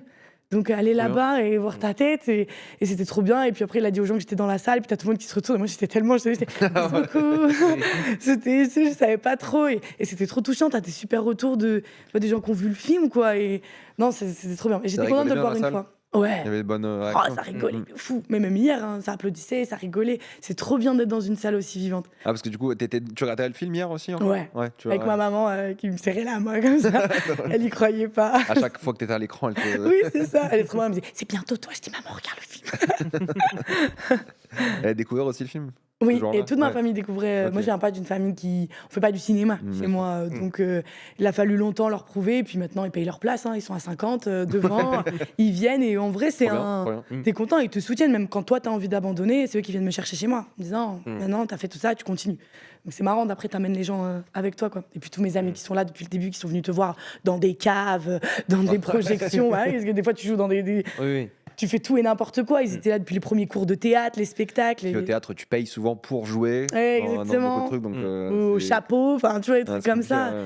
Ils sont là dans les premiers cours étudiants, ils sont là dans les spectacles de fin d'année, ils sont là au Grand Rex. Enfin, même pour eux, c'est une aventure et c'est trop bien de les embarquer dedans. Ils le méritent. T'as des bandes de potes d'acteurs aussi? Ouais, bien sûr. Ouais. Bien sûr, bien sûr. On a monté un collectif féministe avec mes amis, Manon et Sarah, à qui je fais des gros bisous. Il Et s'appelle comment le collectif? Première Braise. Ok. On a joué des pièces en fait autour de l'excision, du mariage forcé auprès des jeunes dans des foyers ou des espaces jeunesse. Et après, en fait, il y a eu le Covid. Et c'est ça qui nous a un peu switché, mais en fait, on est toujours en contact et en fait, on fait toujours des choses, on se soutient. Tu vois, dans une semaine, il y en a une, elle est en audition, il y en a une, elle est en stage. Moi, je suis en tournage et on se soutient. On se soutient tout le temps. Au Maroc, c'est tout le temps elle que j'appelais. Vous croyez que j'ai bien fait, vous croyez que c'est bien. Et c'est trop important d'avoir ta famille. Parce qu'il y a beaucoup de gens qui te diront beaucoup de choses. Puis au moment où tu as besoin, pas tout le monde qui va te tendre la main. Mais ta famille, ceux qui te disent les choses, tu vois, il y a des gens, hier, j'attendais vraiment leur retour. C'était peut-être plus important que certains. Parce que c'est ta famille. Il faut choisir sa famille. Si je peux te donner un conseil aux acteurs et actrices, c'est choisis ta famille et garde-la. Ouais, la vie de tes pères est important, quoi. Ouais. T'as envie de. Ouais, c'est clair. Vraiment. Ouais, de vraiment. faire troupe, quoi, de faire groupe. Exactement. Plus, Puis c'est les plus beaux projets, en vrai, après, quand ils naissent ensemble. Et puis même, tu vis l'aventure avec eux, quoi. Nous, on était au conservatoire ensemble. Elles étaient au Grand Rex hier. Je suis trop contente. Et moi aussi, je vais les voir dans les cinémas, etc. Et c'est une trop belle aventure. Ça fait partie de l'aventure, je trouve, d'artiste. C'est ça qui est trop cool. Trop bien. Première Brest, ça s'appelle du coup. C'est un vrai truc que vous avez en public ou c'est plutôt Non, on a monté une asso. Voilà, okay. Bon, maintenant on l'utilise un peu comme structure pour des courts-métrages. Les gens peuvent trouver ça en ligne, sans problème. Ouais, surtout un court-métrage que Manon Leguet a réalisé, on joue dedans, qui s'appelle 4. Et voilà, derrière, moi j'écris mon seul en scène que j'essaierai aussi d'héberger dans le collectif. J'écris aussi mon premier court-métrage parce que, un peu comme Jérémy, en fait, t'as envie de tout toucher. Et c'est bien aussi de se donner des rôles parce que c'est compliqué d'en avoir. Il a réalisé pour une raison aussi. On en a pas parlé, c'est vrai, mais ça aide d'être réel, de jouer dedans, d'écrire. C'est ça. On lui faisait pas. C'est ça. On lui faisait pas les propositions de rôle qu'il rêvait peut-être de jouer. Donc il se l'est écrit. Et ben moi aussi je commence à faire ça. Et là j'écris justement ça. Et je cherche aussi des financements, etc. Donc et c'est bien. Et ça te permet de tout toucher. Tu comprends encore mieux le métier, je trouve. On reçoit Haroun juste après qui lui premier film, il m'a dit aussi. Premier film, et qui fait lui, il a une campagne Ulule pour son film. Oui, il y en a beaucoup aussi. On va en parler en détail. Je sais que financer des films aujourd'hui, il y a tellement de manières différentes. Ouais, en vrai, il y a moyen. Quand tu veux, tu peux. Hein. C'est compliqué, c'est très long. Mais en vrai, quand tu veux, tu peux. Mais c'est très dur. Mais il faut. Après, tu sais, ça fait aussi le tri. C'est ceux qui s'accrochent et ceux pour qui c'est trop dur. Et je comprends combien de fois, des fois, tu as envie de décrocher. Tu dis, c'est trop dur, en fait, je vais me trouver un métier. Moi, j'ai fait du droit. Droit du travail, t'es en cabinet, t'es bien payé, t'es stable. Des fois, je me dis, je vais prendre mon boulot, et puis c'est tout. Hein, et je vais aider les autres. C'est pas ton rêve. Mais tu sens que c'est pas ton rêve. Et à chaque fois, ça m'a rattrapé. Donc, je me suis dit, au pire, t'y retournes. Oui, c'est ça. Au pire, tu vas pas mourir de faim. Non, c'est ça. Voilà, c'est déjà ça. C'est une liberté déjà. Ça, exactement. De se dire, je pourrais payer mon loyer. Je vais pas mourir de faim. Exactement. Et c'est quelque chose aussi qui m'anime beaucoup. Et c'est pour ça que j'essaie de conjuguer les deux, vu que je fais du droit du travail. J'aide beaucoup les artistes aussi dans leurs contrats, dans tout ce qui est loi du travail, parce qu'on reste des salariés aussi en tant qu'artiste. Et c'est souvent oublié. Parce que quand tu es venu tout à l'heure, tu parlais de l'intermittence. C'est rare d'avoir des acteurs qui disent je suis intermittent plus qu'acteur. Tu vois. Parce que c'est un réflexe peut-être juridique. Et pourtant, c'est quelque chose vraiment de très nécessaire. Moi, je me souviens, on a regardé les Césars ici il y a une semaine. Camille Cotin, incroyable. Déjà, Camille Cotin, tout le discours de Camille Cotin qui parlait du CNC, du régime d'intermittence, tout ça. Et je me souviens aussi de Laurent Lafitte qui disait que jusqu'à ses 35 ans, il était intermittent. Alors qu'on ne s'imagine pas, on se dit, il a pété un stand. Voilà, mais non, en fait, l'intermittence est encore ultra utilisée. Et moi, je salue toujours les comédiens, les comédiennes qui rappellent quand même qu'ils ont eu ce régime-là, ce statut intermittent. Parce que le régime intermittent, c'est autre chose, c'est qu'on ne mange pas entre 16h et mais je me souviens aussi qu'Anne Kojandi qui a dit beaucoup que l'intermittence lui a sauvé la vie et que ça l'a permis ensuite de faire tous ces projets. Ça te soutient, comme ça tu sais que tu peux mettre plus de temps dans ton rêve, tout bêtement. C'est tout, t'es pas obligé, parce que moi j'ai eu des doubles vies, j'ai l'impression d'être Anna Montana des fois. Je travaillais en cabinet et le pause midi, j'allais faire des castings. Les mêmes cheveux par contre. Les mêmes cheveux, en noir, c'est tout. Et ce n'est pas une perruque pour ceux qui le pensent. Et en fait, le midi, j'allais passer des castings, mais t'as la tête aussi, t'as moins de temps. Si t'es pris 2 jours, faut négocier avec l'employeur, etc. L'intermittence, t'es libre d'y mettre ta force, ton énergie. Alors oui, des fois pour la garder, la figure, c'est une galère, ou la régie, ou j'ai déjà fait des events en entreprise, tu vois. Mais en vrai, tu sais c'est quoi derrière ce que t'as comme cadeau de pouvoir avoir l'esprit dans ton rêve. Et ça, en vrai, c'est trop bien aussi pour ça, le régime de l'intermittence, il faut le garder, l'intermittence du spectacle. Salvateur, quoi, vraiment. Ça permet d'avoir, parce que c'est vrai que les gens ont cette image de c'est des gens qui branlent rien. Ouais, non mais puis, voilà, l'image de saltimbanque. Moi je suis aussi intermittent, mais ça me permet de pouvoir être ici. Exactement. Vraiment, sans ça aurait pas été possible. Et de faire du contenu qui intéresse d'autres gens, qui pourront peut-être pousser des gens à être artistes. Enfin, tu vois, le cercle intermittent. Une usine à intermittence. Une usine à intermittence, c'est ça, c'est pour ça qu'il faut se battre, parce que 557 heures, ce qu'ils essayent de faire passer, en fait, c'est pas possible. Déjà, c'est compliqué de se battre pour 507. Si c'est pour mettre des barrières aux gens qui ont envie de rêver, c'est dommage, c'est pas le but de ce projet. Parce que pour ceux qui ne sauraient pas, du coup, il y a le MEDEF qui a fait une attaque. Alors, ils font des attaques tous les ans contre l'intermittence. La dernière fois, c'était pour passer à 600 heures, je crois, 650 heures, quelque chose du genre. Et là, du coup, c'était pour passer à 557 heures pour renouveler son intermittence. Alors, l'intermittence, c'est très compliqué. On ne va pas expliquer exactement ce que c'est. Il y a plein de vidéos qui l'expliquent. Mais en gros, il faut faire 507 heures en 12 mois pour renouveler son intermittence du spectacle.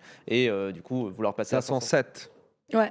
Oui, et là, ils veulent mettre 557. 557, 57, tout à fait. 50 Ce heures, qui en fait énorme. enlèverait énormément d'intermittents parce qu'il y a beaucoup d'intermittents en fait qui sont entre Just. 507 et Ouais. 720 heures à peu près, qui est le stade. Enfin, c'est encore une fois un truc très compliqué, mais au-dessus de 720 heures, on touche un peu moins, etc. Ouais. 600 heures par an, ouais, tout à fait. Ça peut sembler pas beaucoup, hein, Ah ouais, de quand dire même. 507 heures, mais bon, c'est aussi beaucoup de recherche de taf. C'est aussi Bien parfois sûr. même des tafs qui sont pas payés pour pouvoir avoir des heures, etc. Moi, le nombre de fois où on m'a proposé, bah, tu peux travailler une semaine sur ce truc, mais tu es payé 2 jours.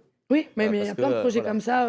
Et- Accepte de jouer, mais t'es pas payé tous les jours. Ouais. Tu Et- penses que t'as aussi, quoi. Et Ouais. ils te comptaient les 35 heures, on va dire. Non. Mais non, ils comptaient Non, que il 2 jours. comptait Ils 16 heures. comptent, ouais. Ils comptaient 16 heures. Donc, Ouais. tu étais payé 16 heures, ils comptaient 16 heures. C'est pas en mode, ils te comptaient 35 heures, mais tu payé 16. Ah, t'es Pour, deux cachets, non, quoi. non, 2 non, jours, 2 t'avais jours. 2 cachets, Ouais. et puis voilà quoi.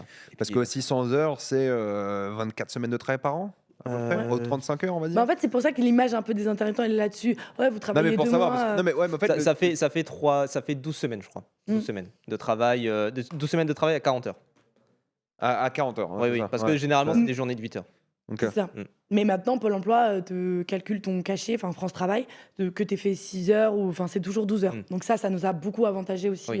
la vie. Ça, pour préciser, moi je suis technicien, toi tu es plus Oui, artiste ouais, moi, je suis auteur, plus et du artiste. coup, toi c'est des cachets, donc c'est 12 heures, Ouais. moi c'est des journées, donc c'est 8 heures. Ouais, c'est ok. différent. Non, oui, c'est vrai, oui, c'est pas la même chose. C'est vrai, Oui. les conventions. Ouais. en fait, pour moi, c'est logique comme système parce que il n'y a pas assez de travail pour Ah oui. tout le monde tout le temps. Donc, Ah Oui, non. puis t'as pas, enfin, moi je sais que je suis en tant que technicien, il y a des gens qui sont en CDI, vraiment qui sont engagés Ouais. pour être monteur à l'année, tout ça, mais en fait des fois il y a une avalanche de projets qui vont arriver, donc forcément il faut recruter des gens, Ouais. mais juste pour un mois. Tu vas pas recruter quelqu'un pour un mois, Ouais. ou même Ouais. pour 2 jours. Moi j'ai des Mm. moments où on m'appelle, on me dit est-ce que tu es dispo demain? Juste demain. C'est juste ça. Juste, oui, c'est Donc, vrai, c'est tout le temps en plus la dernière minute. Mais c'est ça aussi qui est excitant c'est dans notre métier. C'est un numéro, un 06, c'est peut-être un directeur de casting, ou c'est peut-être, tu sais pas. Très souvent, c'est de la pub, c'est vrai. Mais des fois, c'est le bon projet au bon moment. Enfin, Mm. c'est aussi ça qui est cool. On sait pas de quoi il fait demain. Stressant. Ouais. Par moment, très stressant quand tu as envie un peu d'une vie stable, etc. Mais en vrai, moi, c'est ce C'est qui m'excite excitant le aussi, plus. quoi. Ouais, vraiment. Je peux pas vivre sans ça. Mais c'est pas stable. Je préfère. Ça, c'est ah sûr, bah non, c'est clair que c'est pas stable. Mais si tu l'as accepté, ouais. tu vis Ouais. mieux. Ouais, et puis au bout d'un moment, tu commences à trouver des petites combines, des petites planques aussi. Ouais, c'est chez ça. qui te ranger, Tu crées ta voilà. famille, donc tu sais que là tu peux bosser, t'es un peu plus tranquille. Enfin, voilà. Après, c'est vrai que c'est difficile d'organiser des vacances avec des potes un an à l'avance. Oui. Ça, c'est sûr. Quand on me met dans les groupes WhatsApp, je dis j'attends. Ouais. Je vous tiens au courant. Japon 2026. Voilà, c'est ça. Attendez, le film il Pas sort, trop je vous appelle Attends, après. je vous appelle après les quarts d'heure la semaine prochaine. C'est ça, ouais. On va voir, on attend le mercredi 9h des Halles, on va voir, si, Ouais. on va voir si je peux partir en vacances. C'est ça, même les 30 ans des potes, je fais bon, je le note, mais on verra quoi. Ouais, ouais. C'est dur, hein, Ouais. mais des fois tu fais des choix aussi. Ouais, bah, mais- nous, on a eu, enfin, on peut le dire aussi, on a eu un invité qui a dû annuler parce que sa conjointe avait un job d'intermittence pour le lendemain. C'était ça l'histoire, je crois. Ça. Je sais plus de Tu qui te on souviens parle. Je sais plus de qui on parle. Mais Ça fait c'était- trop d'émissions déjà. Non, c'était un invité qui a dû annuler vraiment à la dernière minute, entre guillemets, vraiment parce que sa conjointe avait un job d'intermittence pour le lendemain. Du coup, il devait garder son enfant, etc. Donc Ok. c'était un truc où effectivement ça arrive, hein, vraiment. Et moi, Ouais. le nombre de fois où j'ai dû annuler des trucs parce que d'un coup j'avais un truc d'intermittence Ouais, et c'est je suis en ça. retard sur mes heures, etc. Ok, non, mais je vois, ok. Oui. Ouais. T'es toujours flex, quoi. T'es Ouais. toujours prêt. C'est ça. Bah, c'est bien, hein, Et- c'est dynamique. Et du coup, toi, là, tu fais quoi? Des castings en général? Ouais. J'ai un Et- super agent. T'écris Mm. en plus? Ouais. Pour l'instant, pas de réal. T'as pas envie de réaliser le court-métrage? Bah, si, je vais le réaliser. Tu vas le réaliser, Je me ok. suis donné le Mm. premier rôle, je vais le réaliser aussi. Et c'est un sujet qui me touche, c'est les violences faites aux femmes. Moi, j'ai aussi aidé beaucoup de femmes, j'ai appris le droit des femmes. Et du coup, c'est un huis clos sur une plainte de viol. Et je travaille avec la police judiciaire de Paris. Et parce que j'adore, par exemple, les films de Dominique Moll. Moi, je Mm. suis une grande fan parce qu'on est vraiment dans le réel, on montre la procédure. Et je travaille avec elle et en fait, on m'explique ce que c'est, en fait, de venir porter plainte pour viol. Et du coup, j'ai créé un huis clos là-dessus parce que je veux porter aussi un message. Puis je veux jouer dedans et je veux travailler, le travail d'enquête. Je trouve que moi, c'est les films que je préfère. C'est quand il y a eu un vrai travail d'enquête sur le terrain, c'est quand tu sais de quoi tu parles. Mm. Je préfère. Et en plus, je trouve que ça se sent à la cam, à l'écriture, ça se sent quelqu'un qui sait de quoi il parle. Oui. Sans forcément que ce soit ta Ouais. vie, tu vois, mais c'est aussi peut-être ouvrir la parole et porter la parole d'autres femmes qui n'ont pas pu le faire. Et j'ai envie de participer à ça, Mm. avec mon métier. Ok. Et t'as repris tes études, t'as dit un petit peu En sur fait, oui, j'avais 3D? repris les études après le Covid et c'est comme ça qu'après je suis rentrée dans le droit. J'ai validé Ok. ma licence et j'ai travaillé Que là- dans un cabinet. Ouais, tu vas parler du droit des femmes, là, c'est un truc en plus ou juste Ouais, je c'était- faisais à la fac en Ok. plus une formation Ah, ok, spéciale ok. droit des femmes, faire du bénévolat à côté.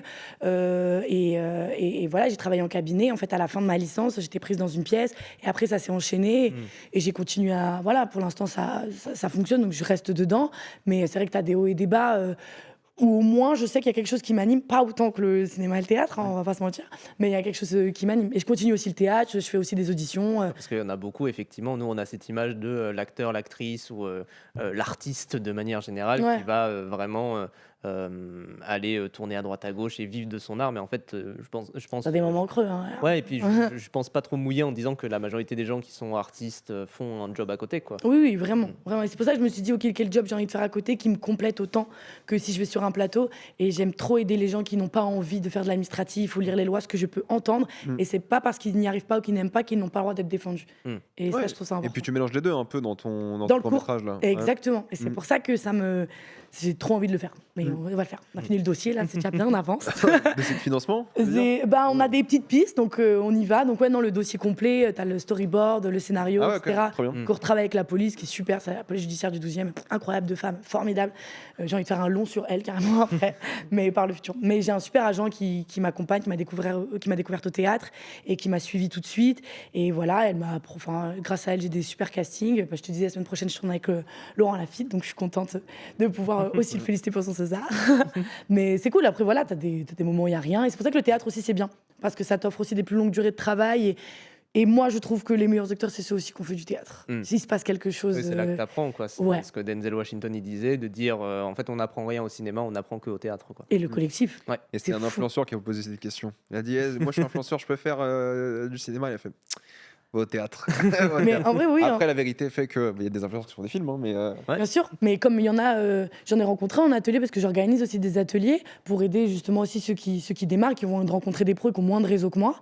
Et il y en a, par exemple, un qui vient d'arriver et dans le milieu du ciné, il m'a dit je prends des conseils, qu'est-ce qu'il faudrait que je fasse? J'ai dit inscris-toi à des cours, même d'association. Moi, j'ai commencé en quartier de jeunesse, hein, dans ma ville. En fait, tu tombes dedans et t'apprends et c'est le meilleur moyen de te découvrir en tant qu'acteur. Ouais, C'est sur un plateau. il y a ce fantasme de se dire je vais passer le bon casting au bon moment et c'est fini. Ben, Plus jamais. Je dis pas que ça arrive pas. En fait, Il y a eu des belles je sais pas pourquoi histoires, les gens ouais. ils pensent ça parce que dans la vraie vie tu vas pas devenir expert comptable sans être comptable avant. C'est ça, ou ou tu vois. boulanger. En fait, sans tu avoir commences au plus Ouais. bas et tu montes et c'est comme ça dans tous les métiers, c'est normal, c'est pas grave, tu vois, c'est logique. Mais parce que le cinéma fait beaucoup de castings sauvages. Ouais.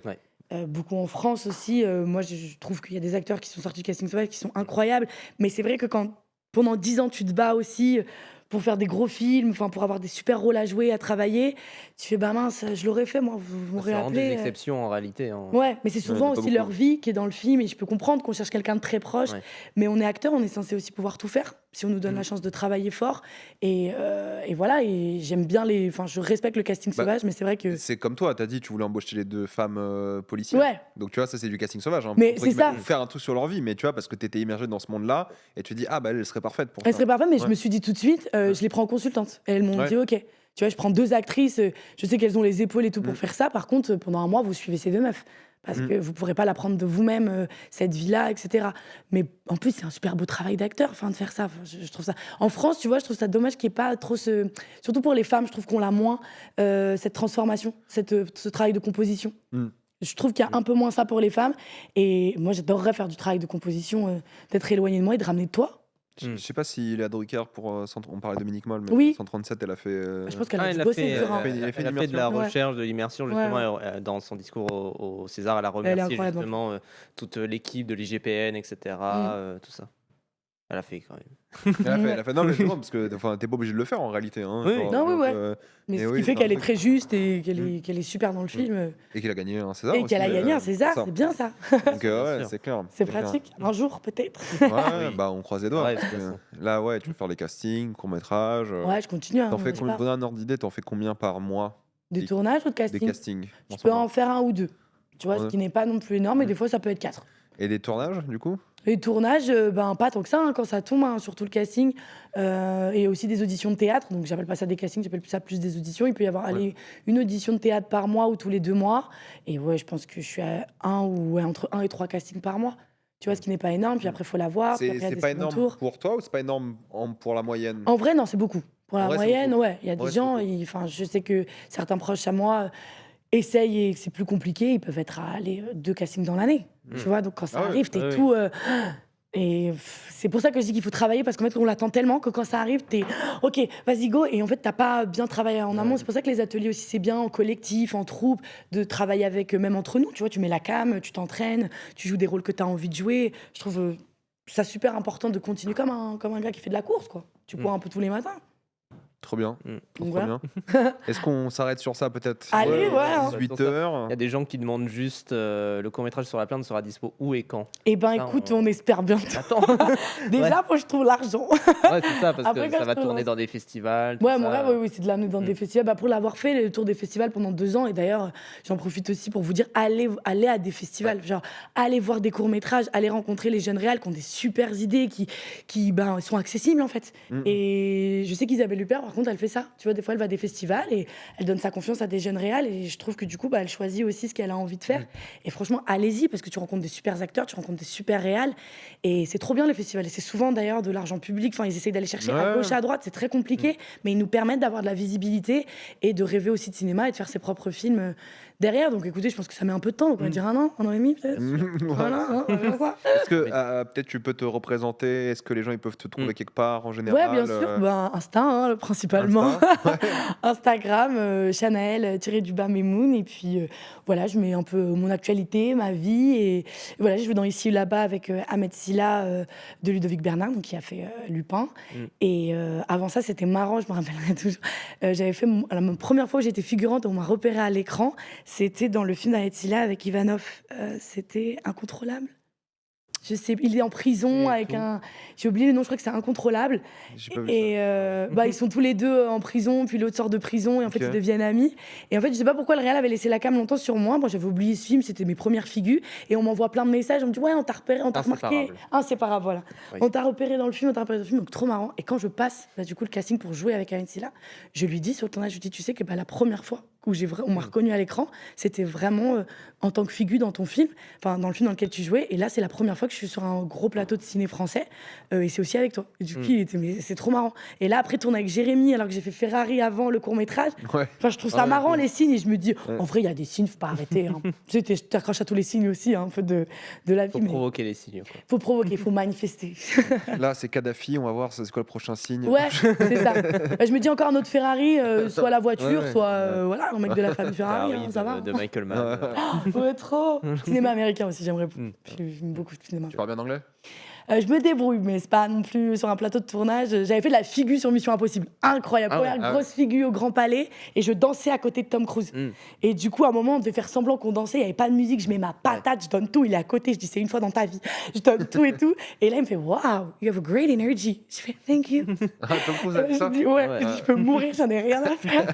Il y a Tom Cruise qui vient de me dire ça. Et en fait, il devait toujours me pousser pour attraper le méchant. Il me dit, you okay? Yeah, I'm okay. Ah, donc on peut te voir dans Fallout du coup. Bah, on me voit pas, bien On sûr, voit en pas. tant que figure dans les 800, Oui, oui. t'imagines bien qu'on me voit pas, malheureusement. Mais moi, je sais ce que j'ai vécu.